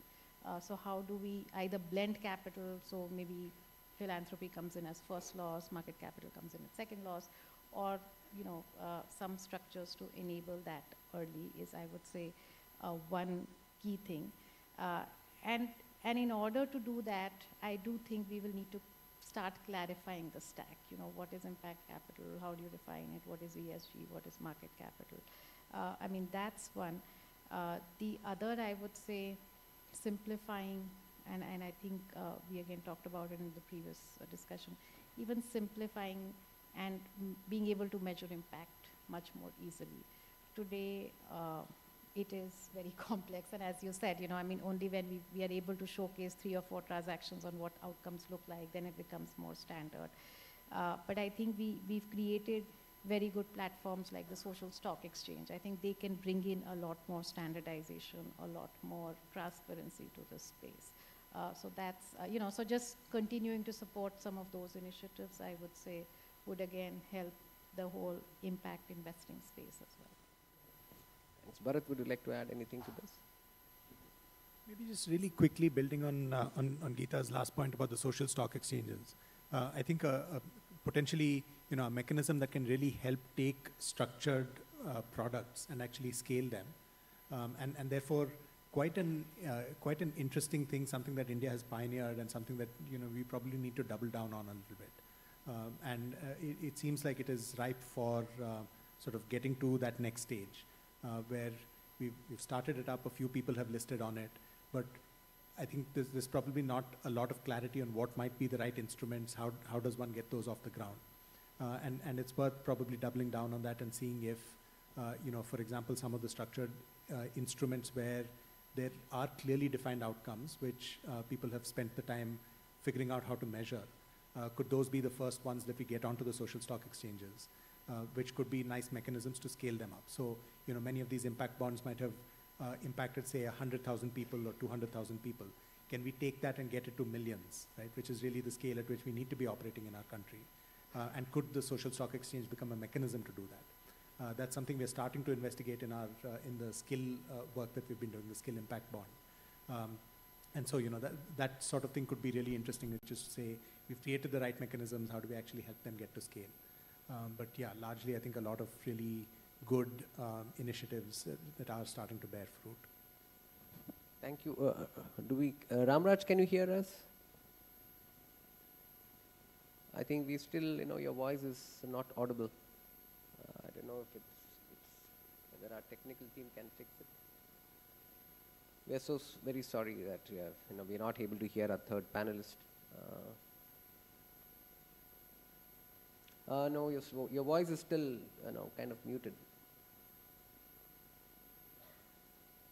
So perhaps, we can still go ahead and, we'll see how best we can get Ramraj into this discussion. Maybe one more question and then we could perhaps open it up for discussion. I thought, I don't know how much of work you guys do, as far as your understanding of business, kind of encouraging businesses to adopt climate kind of practices into their reporting structures. So would like to understand whether any of your funds or trusts are in this business, because the whole idea of business responsibility and sustainable reporting is something that is kind of taking off globally. SEBI actually was perhaps started much earlier. 2015 is when the SDGs were announced, and the same year SEBI had come out with this, but now much more expanded with the top 1,000 companies with market capitalization having to mandatorily kind of do such reporting. Do you think Indian companies are increasingly kind of taking to such reporting structures, or do you think this is primarily a greenwashing enterprise? Yeah, no, none of our, some of our early stage companies have now got listed, but we don't invest in listed entities. But personally, I do sit on some boards of listed entities. I would say, I do think we have to wear the private sector hat if we are trying to think of solutions for them. So will they do no harm type of solutions? Yes. Would they do, would they enter into areas which mean their profit margins are reduced and they are, contributing something towards climate? It's very difficult. They are in a highly competitive space. So, they would not like their quarterly earnings to reduce because they've made an investment in a, let's say in a certain technology which will actually reduce carbon footprint 2 years down the lane. So I do think, the whole idea of the carbon credit exchange and all those are good ideas to enable private sector to make investments which may reduce some short-term profitability. But, that gets supplemented or supported by the government in some ways.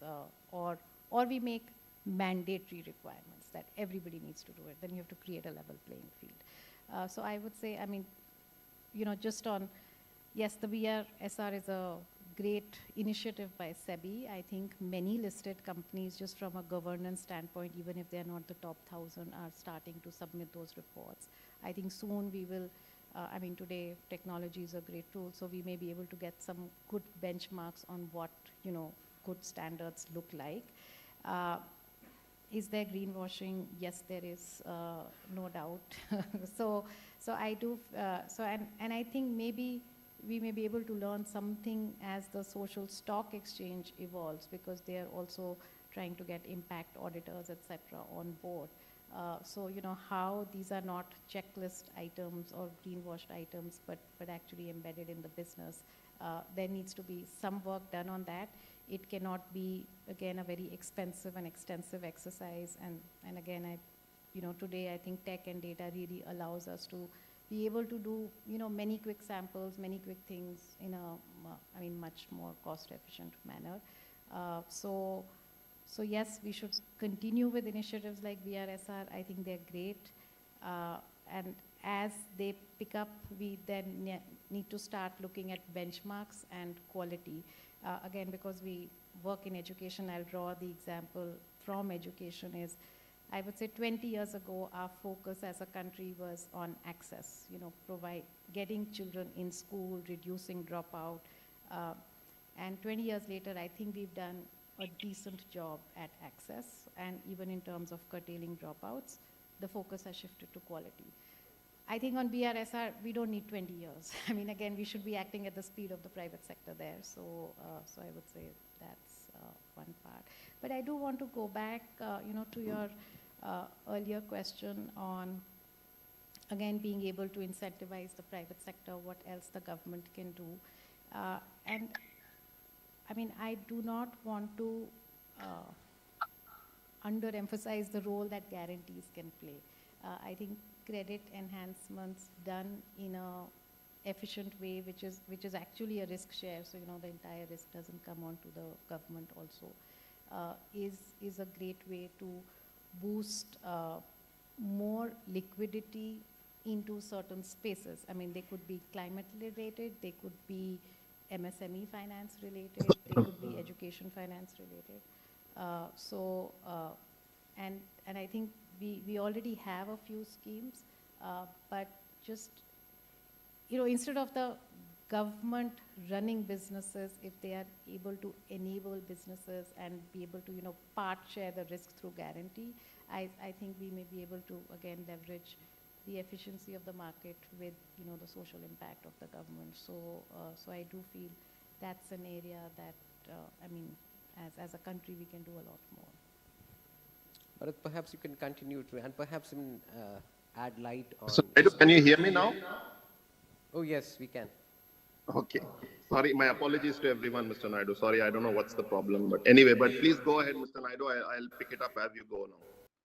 We'll come back to you, and I think it's always good to have somebody from the industry who has a kind of overview of what's happening in the country to kind of speak to us.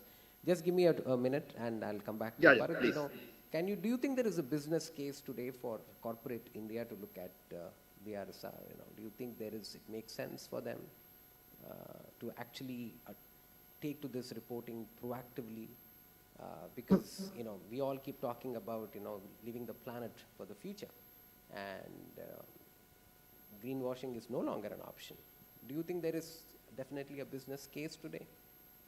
So we don't work with public companies, so I'll probably keep my sort of comment on this short. But just to, my sense is that there is a way to learn from what has happened with the way CSR has evolved, in the way that this market could also evolve, right? Because I think even with CSR, when it started out just 10 years back, there was a sense of, well, will people really take this seriously? Will this just be an eye-washing exercise? And I think the early experience was that much of the CSR investments were relatively sort of tactical, not very strategically done. But all of that has shifted quite dramatically over the last 10 years.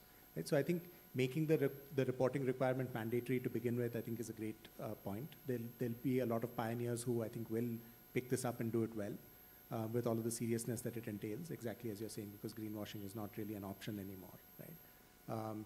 And then hopefully the rest of the market will catch up and say that, you know, it is something that needs to be done.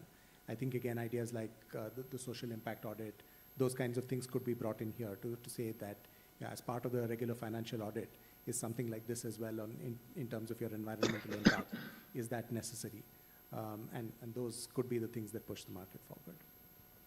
Thank you. Ramraj, if you're there and if you remember my question. Yeah. So this is the question on the BRSR part, right? Even before BRSR, maybe you could address the question of social impact investment in India and how is it growing, and do you think it is serving as a useful instrument today to attract more investments into the SDGs? Do you think that's happening? Thanks. Yeah. So let me put it like this, that social impact investing in India is becoming increasingly popular. That said, I don't think we have very strong institutional mechanisms to support social impact investing.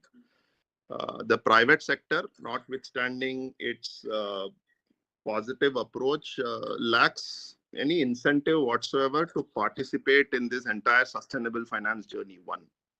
Second is, we don't have any aggregating platforms or institutional platforms which is able to bring together funding from philanthropies, from charities, from government, from foundations, from private sector, all of these people together. And I think for us, if we really look to scale the SDGs very rapidly, we need to think about a mechanism which is going to be able to aggregate funding at very, very high scale. And notwithstanding the excellent work which is being done by Geeta, Bharat, and many, many other people in the market who are in many cases actually using commercial finance and paying commercial rates to be able to do social impact investing, we need to see whether there is a way for us to incentivize a larger variety of players to participate in this particular movement.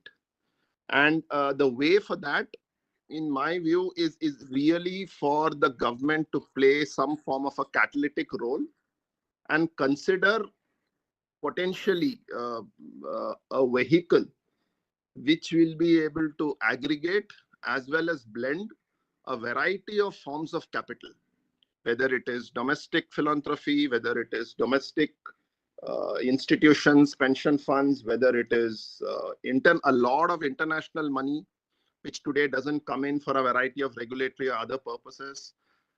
We need to be able to think about whether there is a possibility for us to really give a huge fillip to social impact finance in India by creating some kind of an aggregating vehicle. And in my view, today, we lack that form of an aggregating vehicle.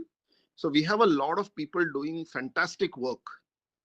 But if they got 3x, 4x, or 5x the amount of money that they are receiving today, I think we will be able to create a movement at a very different size and scale.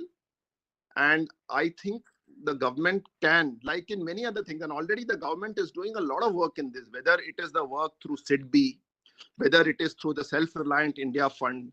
These are fantastic examples of the initiatives that the government has already taken to catalyze some of these markets. Now, is there a possibility for us to amp this up 10x, 20x, 50x, or 100x is really the question. And some form of catalytic finance available from the government, on top of which, as Geeta said, if we look at the entire capital stack, there's a little bit of government finance, there's some degree of CSR money, there is international philanthropic capital, which today is looking for a well-established institutional source of execution of projects. If you are able to put a vehicle of this fashion further, I think social impact investing in this country can multiply multifold. It is already doing a fantastic job. We started off with microfinance, then we moved to non-banking financing companies.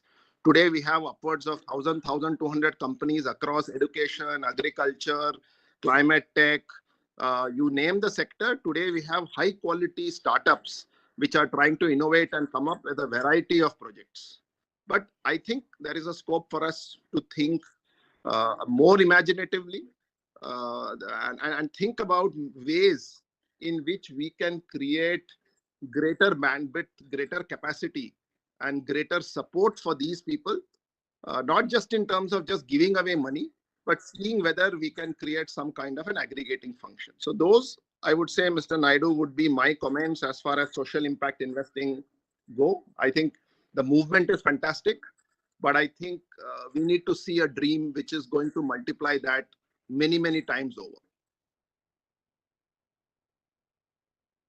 Any thoughts on, as my previous question was, do you think we really need to convince India's corporate sector that they need to be accommodative of the planet's requirements into their annual reporting structures? So do you think the so-called BRSR kind of reporting is useful? Is it proving to be useful? Or do you think it is an exercise that is not really translating into substantive action on ground? Yeah. So my thoughts there will be, is that anything when we begin, it is always going to appear that we are not able to see the end of the road. But my thinking is that the initiative from SEBI, from a BRSR perspective, I think is extremely laudable. It has created a guardrail or a framework in which people today report information. And therefore, the first step of creating sensitivity around some of these issues is, I think, the perfect step in which we have to begin.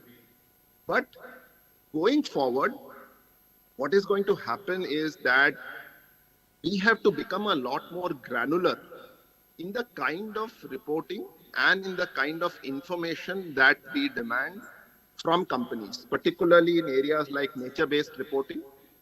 Because eventually, Mr. Naidu, the reality is that, and this is maybe, let me not say the reality is, this is my aspiration, is that eventually what we should end up with is some form of a carbon rating, which really effectively tells an investor, and which is not to say that the S rating or the G rating is not important, but I think the aggregation of E, S, and G is really in some fashion, giving us a kind of excellent broad picture.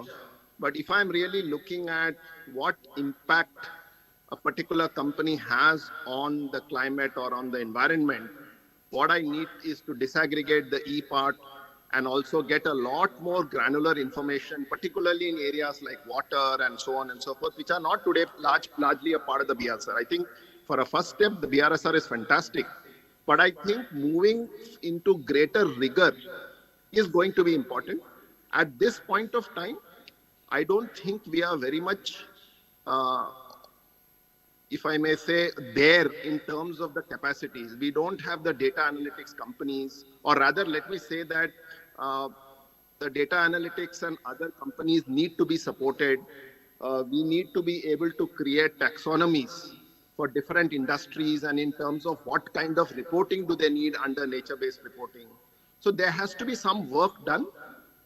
Maybe that there will be a bit of a runway, but I would believe that greater rigor in terms of what is required under BRSR is a question of more of when and not of whether. So I think it is just our responsibility to the planet as civil society or as corporates that we are able to give that kind of information. But yes, the enabling ecosystem needs to be appropriately primed and ready. So whether it is a data analytics company, whether it is taxonomy and so on and so forth. But I would believe that, a great beginning, but, we need to kind of keep pushing the standards higher and higher.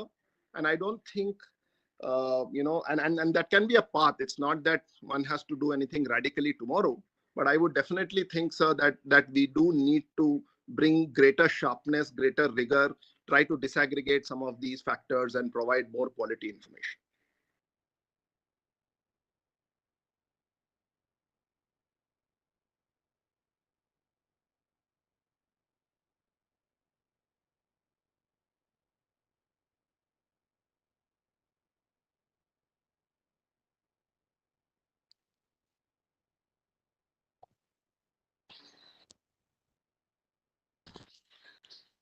Meet the goals of Agenda 2030.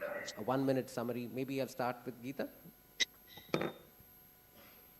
Yeah, again, I would say, I think today social impact investing is working in a silo. Back to Ramraj's point, we create the stack, and maybe I'll again leave with an example. Today, the government is spending thousands of crores on skilling schemes, right? But can we make them more market linked and actually make loans available for skilling? And some loans can be written off. So I think that's where the government pool comes in, but it will not be 100%.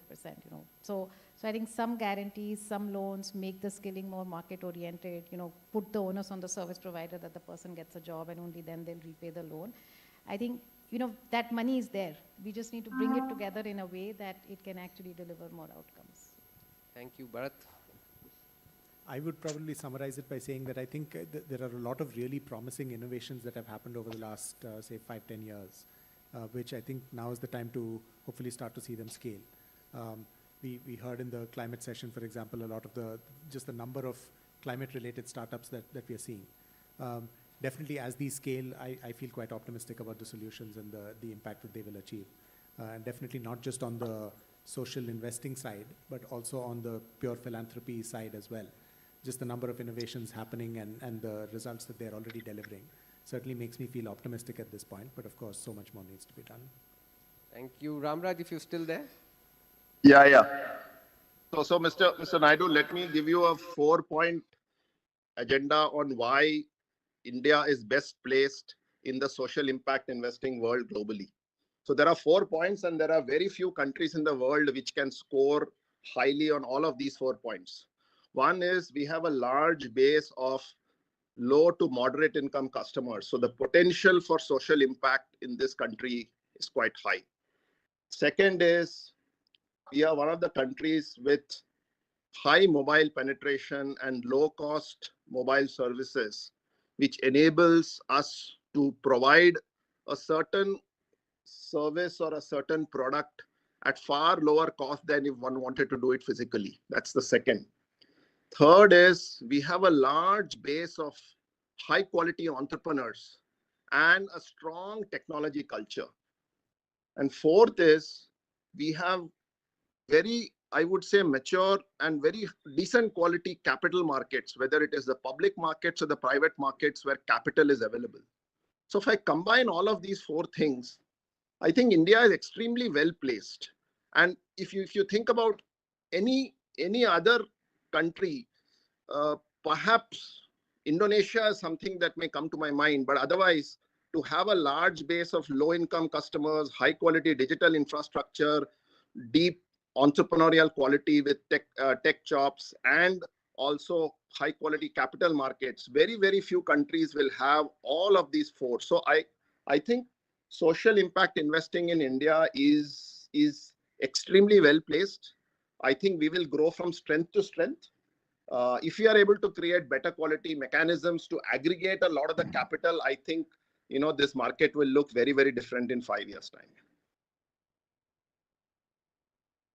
And colleagues, I think for all those who really want to take forward, some of the bright thoughts that we've heard today, please do also look at the G20 website. The Sustainable Finance Working Group has produced a set of recommendations and perhaps would serve as very valuable guidance to all of you. Thank you so very much.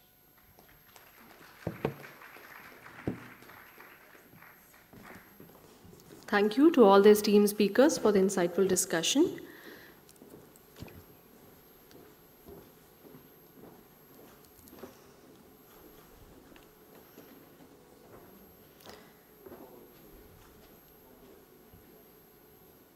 Our next panel discussion is on the topic capacity building of the ecosystem for financing towards sustainable development. Let me now invite on stage Member Capacity Building Commission of India, Mr. Praveen Singh Pardeshi, as the moderator for this session. He will be joining us virtually. With 29 years of experience in the Indian administrative services, Mr. Pardeshi has served in various senior executive roles. He managed the entire public health structure of Mumbai and led the task force for COVID-19 containment as a municipal commissioner of Mumbai. He has also served as a regional chief secretary to Government of Maharashtra. In addition to his administrative roles, Mr. Pardeshi has also held senior leadership positions in the United Nations. May I now welcome on stage our esteemed panelists for this session as I take their names. UN Assistant Secretary General and Director, Bureau for Policy and Program Services, UNDP, Mr. Marcos Neto, who will be joining us virtually. Chief General Manager, Reserve Bank of India, Mr. Brijraj, who will be also joining us virtually. Chief Executive, Indian Banks Association, Mr. Sunil Mehta.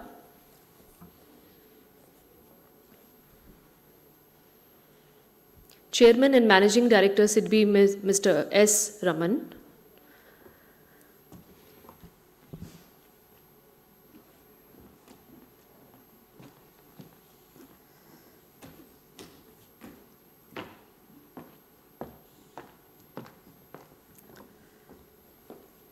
Thank you all for joining us.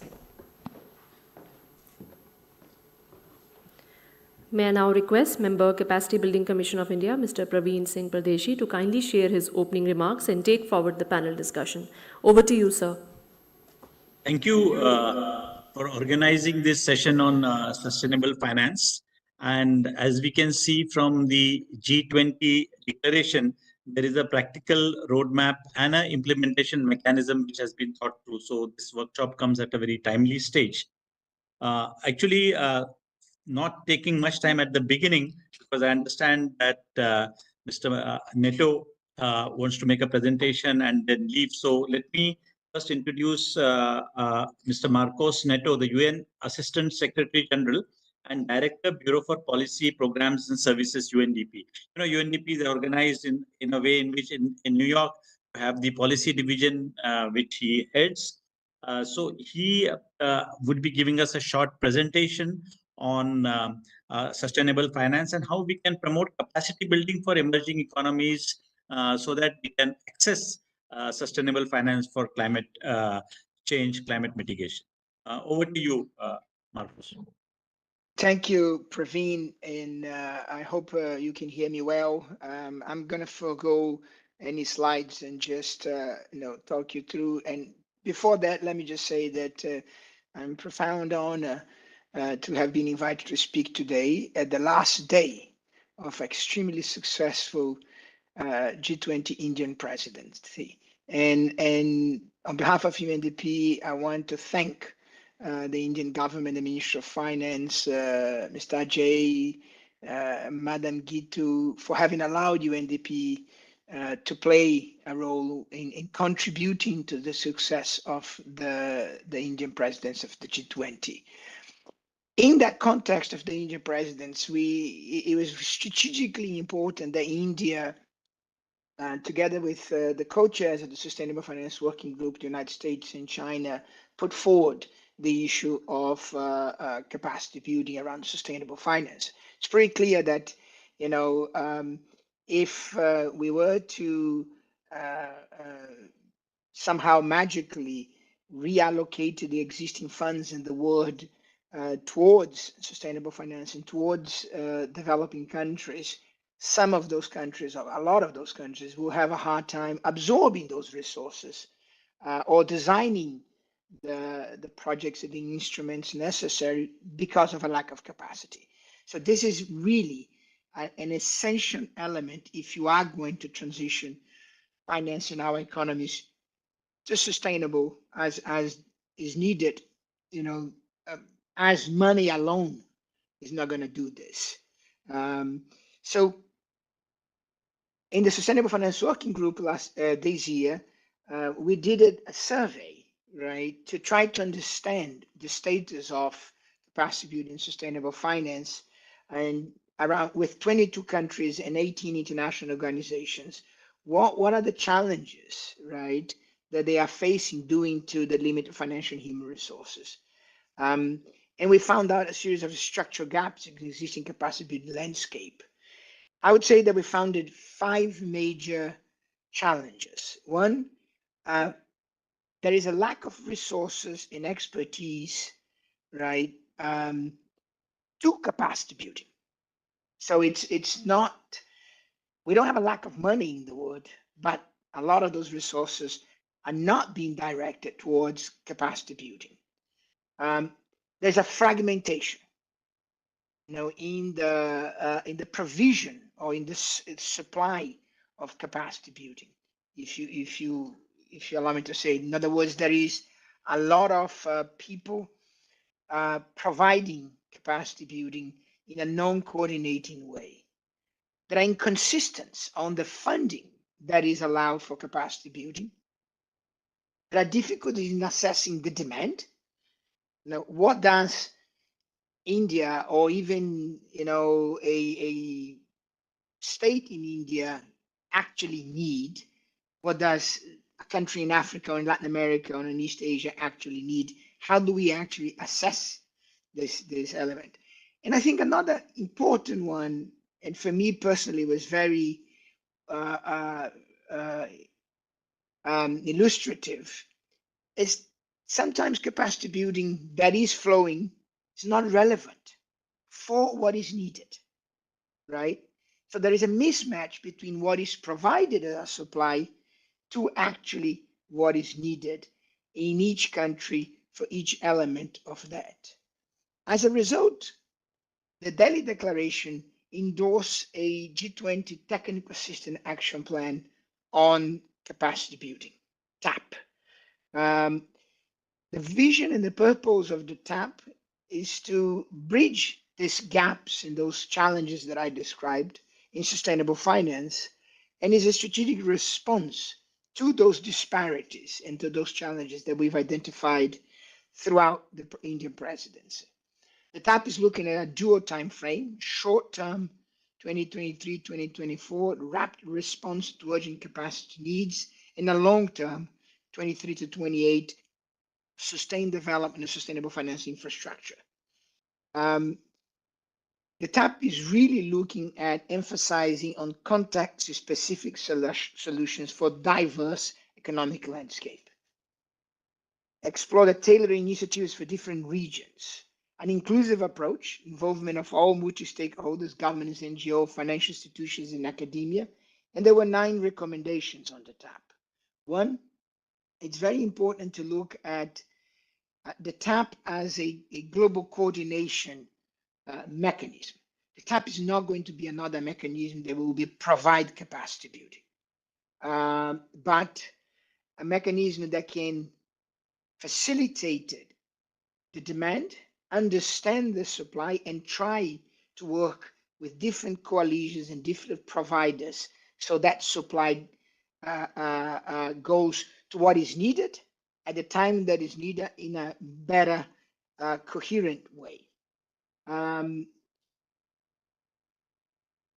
It's important that the TAP make sure that the supply of capacity building is done in a relevant way, that is specifically focused on the context and on the needs of who is asking for the capacity building, right? I think that is one of the most essential problems in the current system of capacity building around the world. What are the strategies? And the TAP is going to be looking at this to enhance resources for capacity building, right?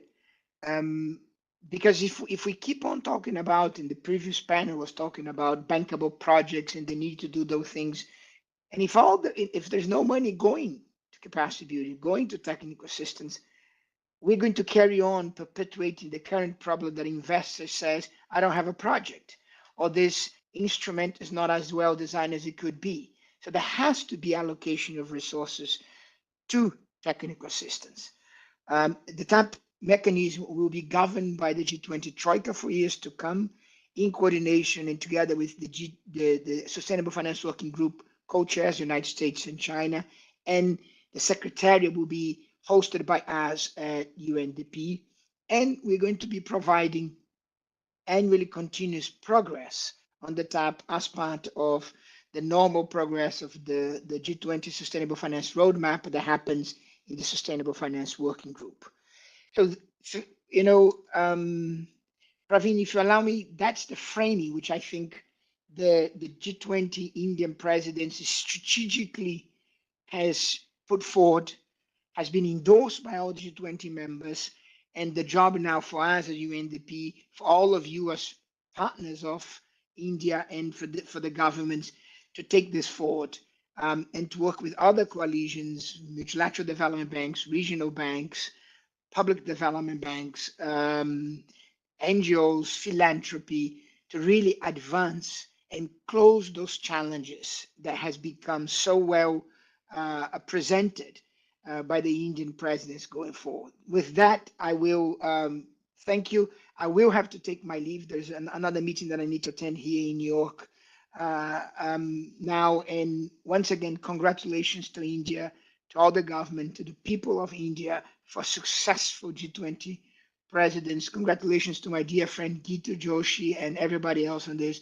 I really appreciate the opportunity given to us to contribute it. I'm delighted to see Brij here, who work very close with us. Namaste. Thank you. Thank you, Marcos. Before you go, can I ask you one more question, which is to understand whether for the TAP, do you think that you mentioned that you need to resource it? Obviously, we need to resource even the capacity building initiative part of it. So just like you have a fund for the global environment facility, is there some startup funding for this available from which we can start activities, or right now it's just a sort of I'm a afraid. structure? I'm afraid no. But I think there are two needs. There is a need to advocate for allocation of higher numbers of resources for capacity building on sustainable finance, and that doesn't have to come through a centralized mechanism, right? And then I think it would not be a bad idea, and maybe you guys can discuss in the rest of the panel, how can there be a creation of a fund for capacity building, at a global level?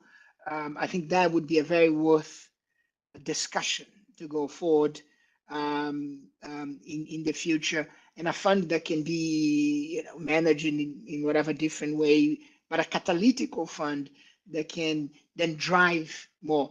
In the end, enhancement of capacity building on sustainable finance will be key, right? To leverage larger public and private capital investments. Without that capacity building, the absorption capacity will be low. And even if the money is there looking for investments, public or private, it won't have where to lend, so that's two sides of the same coin. Thank you. Thank you. So now let me start with the Reserve Bank of India. Mr. Brij Raj is the Chief General Manager of Reserve Bank of India, and which is India's central bank, as all of us know. He has had stints with the Security and Exchange Board of India, which is the SEBI, then India's market regulator, then the Bank of Baroda, and the other leading public sector banks. He has been the GM in charge of the Patna regional office of RBI, and also he has been the banking ombudsman of the state of Bihar. So you are very well suited to answer and inform us how RBI is working both on the regulatory side and on the promotional side to expand sustainable finance within India for living with climate change and mitigating climate change. Thank you very much, sir. A very good evening to the distinguished audience. And before I begin, I'd like to sincerely thank the DEA MOF and the UNDP for the opportunity to be a part of this national workshop. So as sir has asked me to dwell on what RBI has been doing. So yes, indeed, the Reserve Bank of India has been taking a number of regulatory initiatives on climate risk and sustainable finance. In May 2021, the Reserve Bank of India set up a sustainable finance group for leading the regulatory initiatives on climate risk and sustainable finance. And just a month before that, in April 2021, the Reserve Bank joined the Network for Greening the Financial System, or NGFS. Last year, 2022 was a very important year for us in terms of the initiatives. And in 2022, we undertook a survey on climate risk and sustainable finance. And a key observation from this survey was that capacity building and data gaps is one major concern for banks. And therefore, one key outcome of this survey and finding was that banks need to really invest significantly in capacity building of their staff on climate risk, ESG, and sustainable finance. Banks will also have to dedicate a much larger pool of resources in this area to successfully tap the opportunities being provided by scaling up of sustainable finance. In continuation of our survey, last year in July 2022, we also came up with a discussion paper on climate risk and sustainable finance. And in the discussion paper, we had clearly mentioned that banks have to come forward and organize and have to take the necessary steps to scale up their capacity building in this area, particularly in green finance, climate risk management, and sustainable finance. And to give an impetus to this, a series of training programs, capacity building programs, webinars, conferences, etc., should be organized by banks in the next few years. We also requested that the IBA should set up a working group on capacity building. And today, I'm sure Mr. Sunil Mehta, the CEO of IBA, will elaborate on the efforts which IBA has taken in this regard.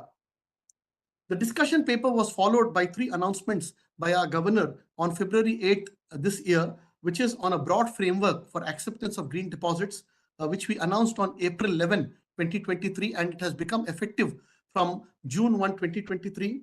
We are also working on a disclosure framework on climate-related financial risks and a guidance document for banks on climate scenario analysis and stress testing.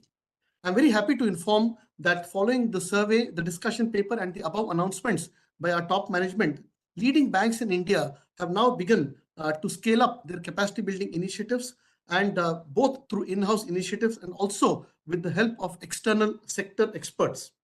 A few months ago, earlier this year, the International Finance Corporation and the Indian Institute of Banking and Finance, or IIBF, have also collaborated, and they have introduced an e-learning certification course on climate risk and sustainable finance.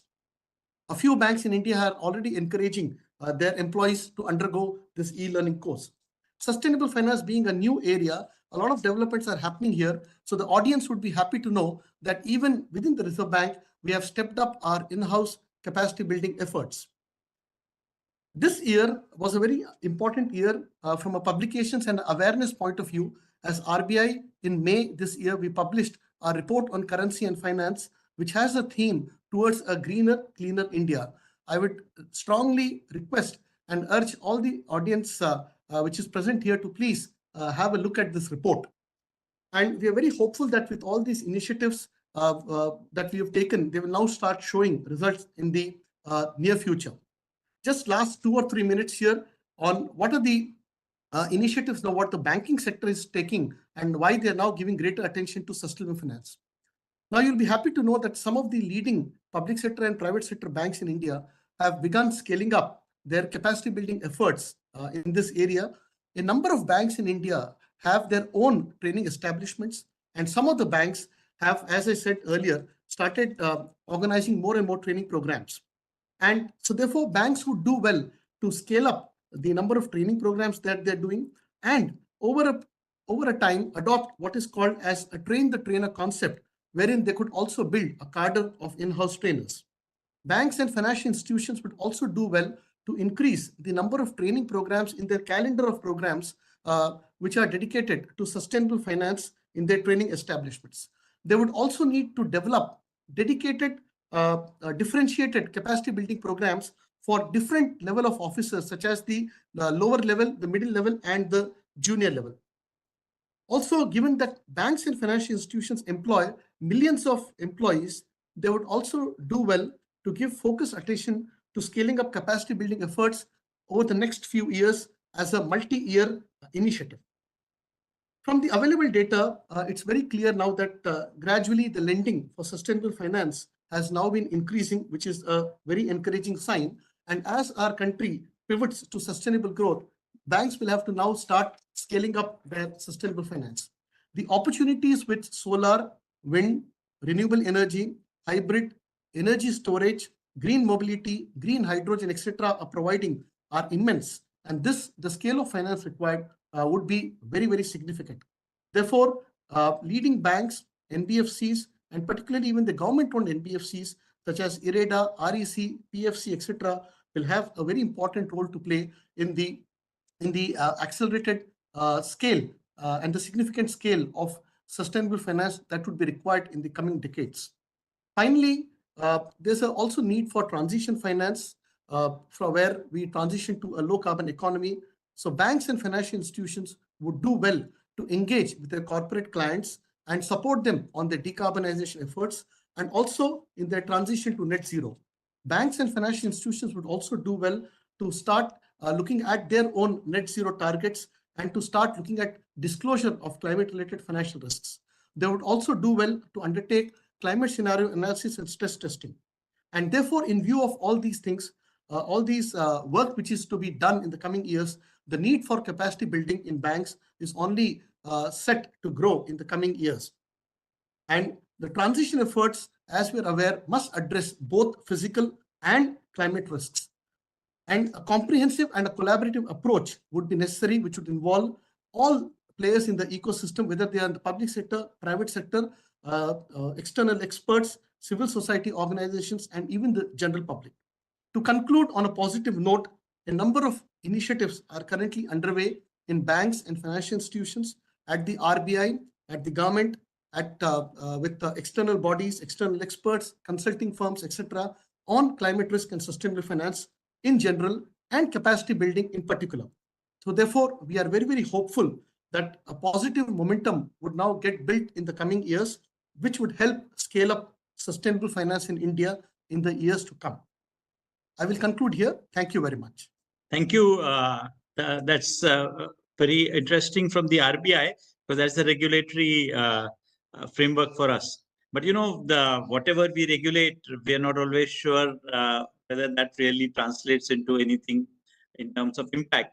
So we have two senior bankers here. I'd rather start with Mr. Raman, Chairman and Managing Director of SIDBI. Mr. Shiv Subramaniam Raman belongs to the Indian Accounts and Audit Service, and he belongs to the 1991 batch. Currently, he's chairman of SIDBI. Before SIDBI, he was also part of the National E-Governance Service Limited, NEC. And before NESL, he was the Principal Accountant General Audit of Jharkhand Ranchi during 2015-16. He has also worked as CGM and later Executive Director. To SIDBI and to Mr. Raman, I would like to ask that what do you think the current policies, both of RBI, the framework set by G20, whether it's going to translate into really enhanced credit to SMEs for climate change initiatives and climate-based, that is climate adaptation-based enterprises. Over to you, Mr. Raman. The DA and the UNDP for having invited me here. It's a very relevant question, and I think I'd just like to sort of break it up into what is a practical aspect, because at the end of it, if a bank has to lend money to any MSME, and in the case of SIDBI, it is MSMEs, but a host of banks and NBFCs are also lending to the MSME sector. It is a very fast-growing sector. Very roughly put, we have in a sense 24 lakh crores of borrowing has been made by the MSME sector from the lenders across the lending spectrum. And estimates tell us that we probably need the same number of about 24 lakh crores to be able to, in the next about 3 years, to be able to satisfy the credit demand of this sector. So we really are in for a very rapid escalation of credit to this sector. And to the credit of most of the lenders, we have now moved entirely digital. We are using data points for assessing risk, and we have had the benefit of what the RBI had put together in the terms of the credit bureaus, which have now matured. So we actually get a score even for a commercial entity. So the credit bureaus initially were for individual credit worthiness scores, but they have now graduated, and most of the credit bureaus are creating a commercial entity score. So we actually have the benefit of a probability of default derived from what is a credit bureau score for a commercial entity. We have also put together additional data points which have come from the entire PDI stack. So we are talking about GST data that is getting pulled from GSTN. We're talking about income tax returns coming from CBDT, or in case it's not from CBDT, the borrower would upload their ITR returns. And we are talking about bank statements, which are now fast coming from the account aggregator framework. These three data points, when we triangulate them, it gives us a lot of insight into the business of the customer. And I'm going into these details only to try and emphasize the point that banks today are digital-based lenders on data points. We have got a triangulation of these three data points as a fit rank. It is again giving a probability of default. So we are giving straight through processing loans to MSMEs. SIDBI has already started this in the last 6 months. We are giving up to 3 crores to buy energy efficient machinery or other such equipment that typically MSMEs want. Now to this, I am adding the sustainability angle. And it really becomes very important for all lenders to be able to push through loans more quickly. We have understood credit risk through the fit rank, through the data points I just mentioned. We have understood repayment risk from the commercial score given by the credit bureau. But today we do not understand climate risk. It therefore, in context of this very well framed topic for discussion, where is the capacity building going to come from for creating understanding of climate risk?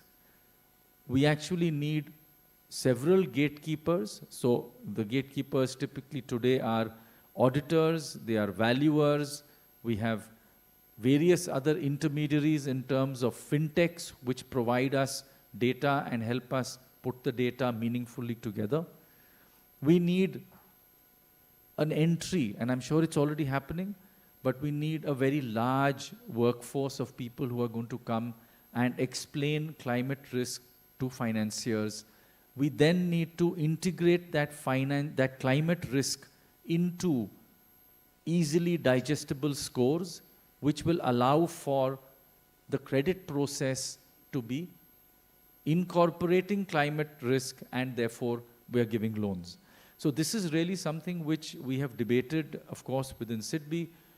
It's also being debated in fora in the IBA. But I think it's really critical for us to understand that if we are to reach our development goals and we are to cause the MSME industry to play its part, where it's already contributing about 30% to GDP, we can go up to 50%, as is already in the case of China. But for that to happen in the new world with sustainability as an absolute imperative, we really need to do a lot of capacity building. The BRSR is something that we all talk about, but it just affects the top 1,000 companies. We are talking about scores which will be easily available at reasonable rates for, I would say, even in the initial step, 20 lakh to 30 lakh MSME companies. Thanks. I'll just stop there. Thank you, Mr. Ramana, for giving us a real layout of the practical road on the ground. So at this point, let me make a small intervention. So we are currently in Maharashtra. I also head MITRA, which is the Maharashtra Institution for Transformation, which is modeled on NITI. Okay. I also work with the Capacity Building Commission in Government of India. One of the projects we are implementing at the district level is strengthening district institutions for planning.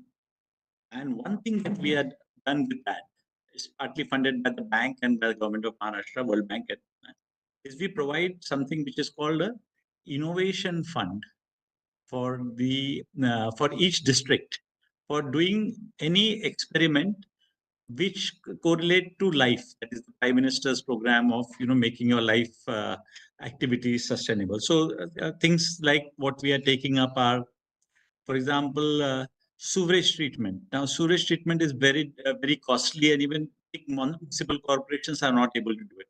But there are many biology-based, low-cost, low-energy, biotic type of sewage treatment which small villages can apply.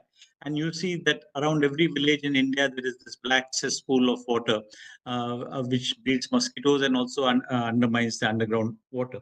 So through an innovative fund, small leach pits and things like that can be built, which are more or less eliminated. But the reason I'm giving this example is that when you convert credit to all climate risk oriented enterprises, and I'm not talking about factoring in climate risk for a project. So that's one point which I understand. But now we were talking more about lending for activities which A, either help people to adapt to climate change, or B, mitigate climate risk by various things like using more solar energy instead of thermal energy, things like that. So for such enterprises, they are more likely, many of them are likely to fail. So a innovation-based fund or credit which has high risk and which already factors in likelihood of failure is more likely to bring up successful enterprises than if we follow a very rigid regime of credit risk. Even if and in any case, you also mentioned that we hardly know what the climate risk factors are. I always have this discussion with a lot of people that climate risk is very, very specialized in respect to which part of the, even in public administration, which part of the sector we are in. So I just wanted to give you two examples, totally different. I was Municipal Commissioner Mumbai, and climate risk for Mumbai is for how the percolation index of water has come down to almost zero. So all the rainfall comes as a runoff, in which case the stormwater drains are no longer adequate and the rainy days are fewer.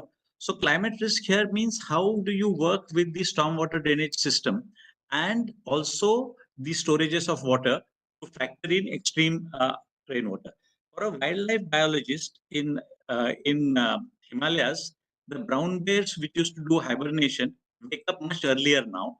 But when they wake up, it's still winter, there is no food. So they're all coming to the villages and creating a menace for them. So while it's an endangered species, how do we handle that? Now, climate change is creating these types of risks. These types of different risks require completely different type of entrepreneurial activity to handle them both at adaptation level and at mitigation level. Now, these can't be factored in a scorecard. They have to be allowed in a very generic way, like something like a innovation fund, which allows people to experiment. And if they fail, so be it. But then one successful experiment comes up, which can be upscaled. So this was my contribution to this. That unless we have mechanisms like this, we will only have the CBI and the the auditors coming after you for every failure, and no amount of calculation of risk will help us to give us a perfect project. So before I go on, I'd really like to hear from SIDBI and RBI whether you have some response to this one.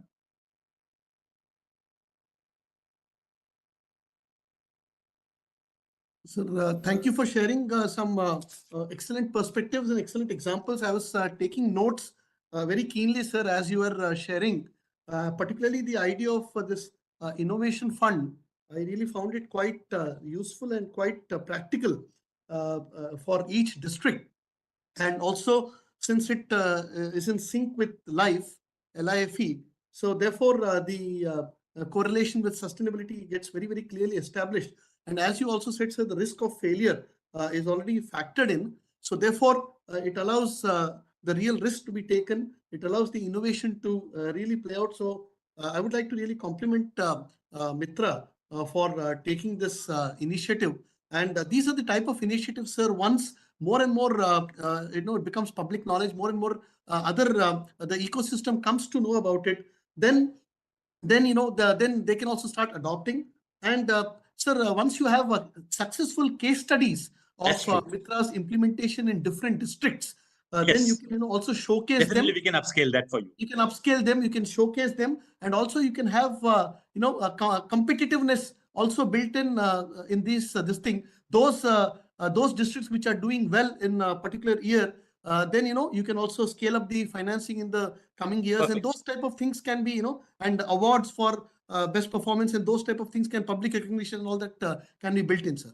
Thank you for sharing, sir, this thing. Just one example from the practical side.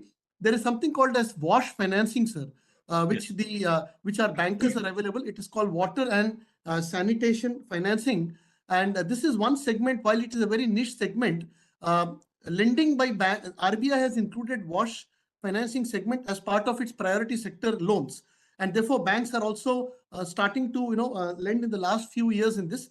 Some of the leading NBFC MFIs, microfinance institutions, they are also lending to this, sir. And the audience would be very happy to know that the default rate in WASH financing is very, very low, in very low single digits, because the money is used for construction of toilets. It is used for construction of hygiene related, other infrastructure and equipment at home. And other collateral benefit of this is, sir, that it has helped increase the because of access to WASH financing, it has ensured that people fall sick less often. Therefore, the health shocks and other economic losses which occur on account of health shock, that they're also getting minimized. So more and more banks are now coming out with dedicated products for WASH financing and scaling it up. Thank you, sir. I think we can hear from Sydney. Yeah, that's a good segue. So to go to Mr. Sunil Mehta, the Chief Executive of Indian Bankers Association, and it brings together almost 253 member banks, and it's an association which helps to play a collaborative role across public and private sector banks, and also with the regulators. Prior to this, Mr. Sunil Mehta served as MD and CEO of Punjab National Bank. He's a seasoned banker over 37 years. So, Mr. Mehta, going over to you, on the same line, how do you think the various banks and the Indian Bankers Association as a policy forum can expand the access of various entrepreneurs to climate finance? What is it that we should be doing more?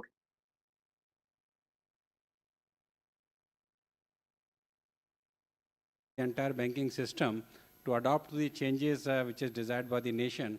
And the momentum started with the Paris Declaration, where Prime Minister announced that 50% of our energy by 2030 will come from the renewable sources, and by 2070 we will be carbon neutral. So that has provided a goalpost to the entire ecosystem for working towards it. RBI, in his discussion paper, as Brajraji has told, has come out with the concept of understanding, because I have no hitch in admitting that Indian financial system is still at a awareness stage in the matter of sustainable financing. Unless and until it is adopted into the underwriting standard, risk writing standards, and the adoption into the practice, this will just be a debate. IBA is closely working with the various knowledge partners in this. AFDS providing their support, then Carbon 4 we have invited and given their pros, and a large number of specialists into their area we have invited for creating that awareness within the financial institution. We have created a working group also, and that is we call it as a standing committee on climate risk. That's a ESG framework, and Mr. Raman is the chairman of that committee.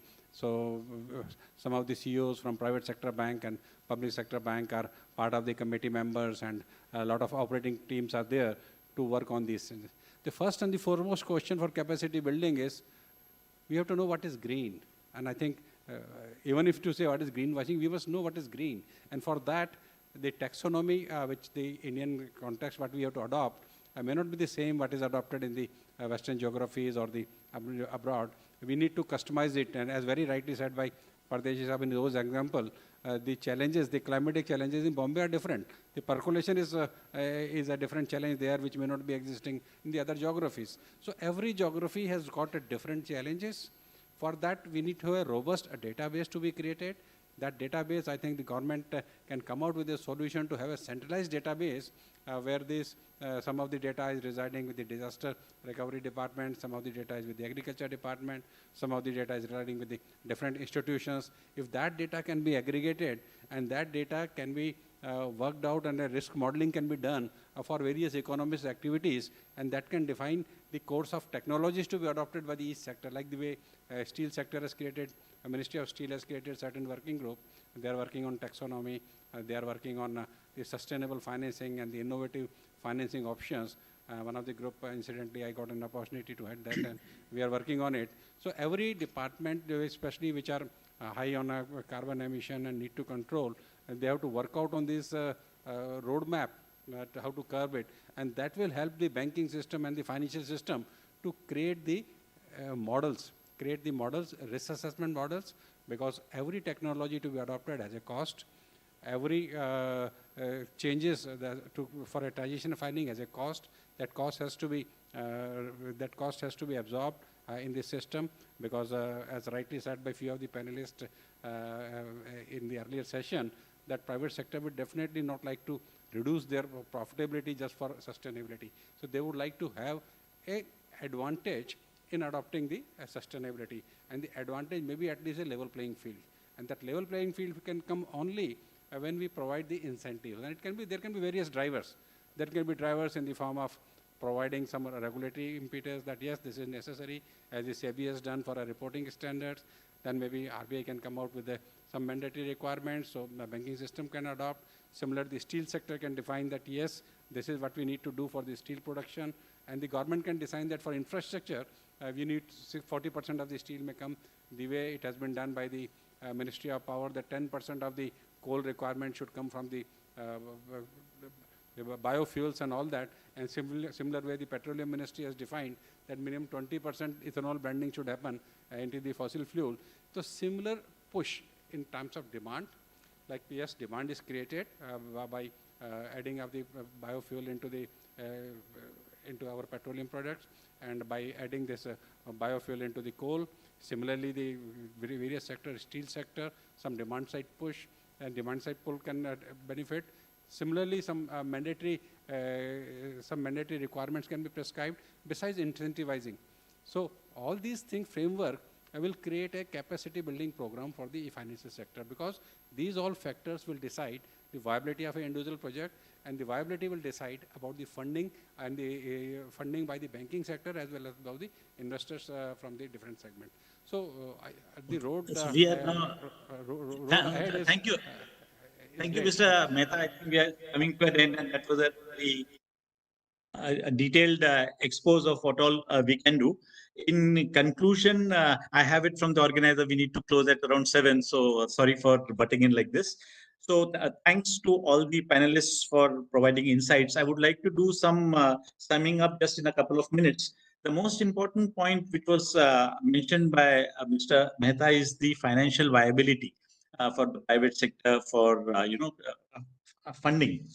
Now, and about building a capacity building program. So I just wear my hat as a capacity building commission. What we found is, instead of teaching or knowledge in terms of classroom training or SOPs, seeing is believing. 70% of all learning of all adults come from experiential on-the-job learning. What we did recently with the Department of Financial Services is that we took people from Bank of Maharashtra, SBI, Punjab National Bank to ICCI, and they had identified areas in which they were poor in. We had a whole Excel sheet done. What are the areas which some of the public sector banks are weak in? And then what are the areas of strength, say, of ICCI? Same we did with Kotak Bank. Now, I'll tell you one thing very exciting which emerged from it, which also directly relates to us. First, it was a very big hit, both ICCI, Kotak, and also some public sector banks like Bank of Maharashtra hosted other banks. And we have also written through the Department of Financial Services to Indian Bankers Association that IBA should become a regular forum where exchanges between banks which are excellent in some areas host other bank officials so that they can look at these procedures and learn from each other. This is the best capacity building program the Capacity Building Commission is now doing vis-a-vis many ministries. That is learning from seeing is believing. Now I come to just one issue, which is the key thing about climate change and sustainability. It is about recycling. Now, if you look at the banking sector is literally laid waste by stressed assets, by defaulted assets, and by the amount of land capital which is locked under this is humongous.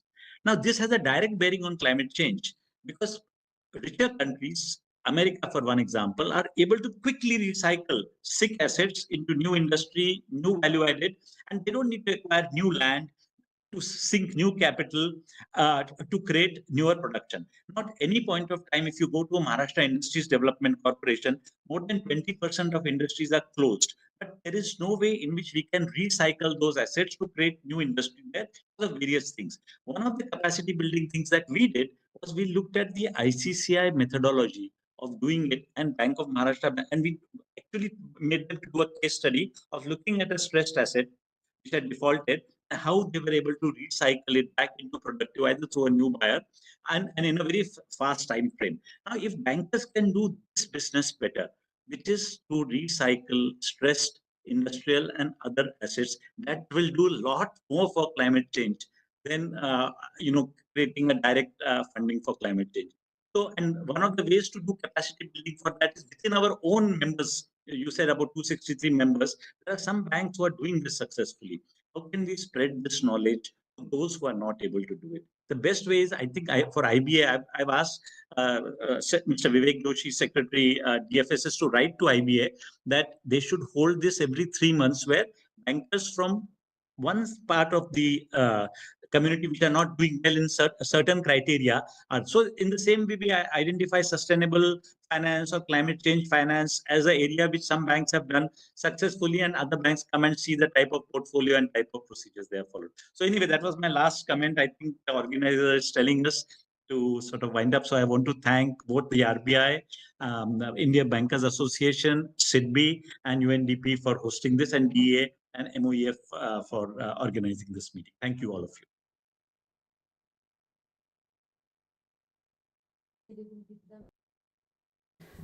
Thank you very much to all the esteemed speakers for the insightful discussions.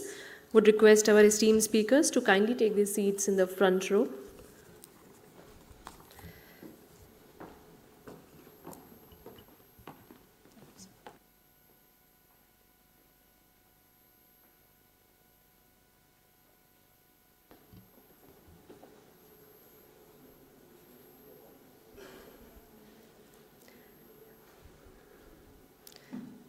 With this, we come to conclusion of today's seminar.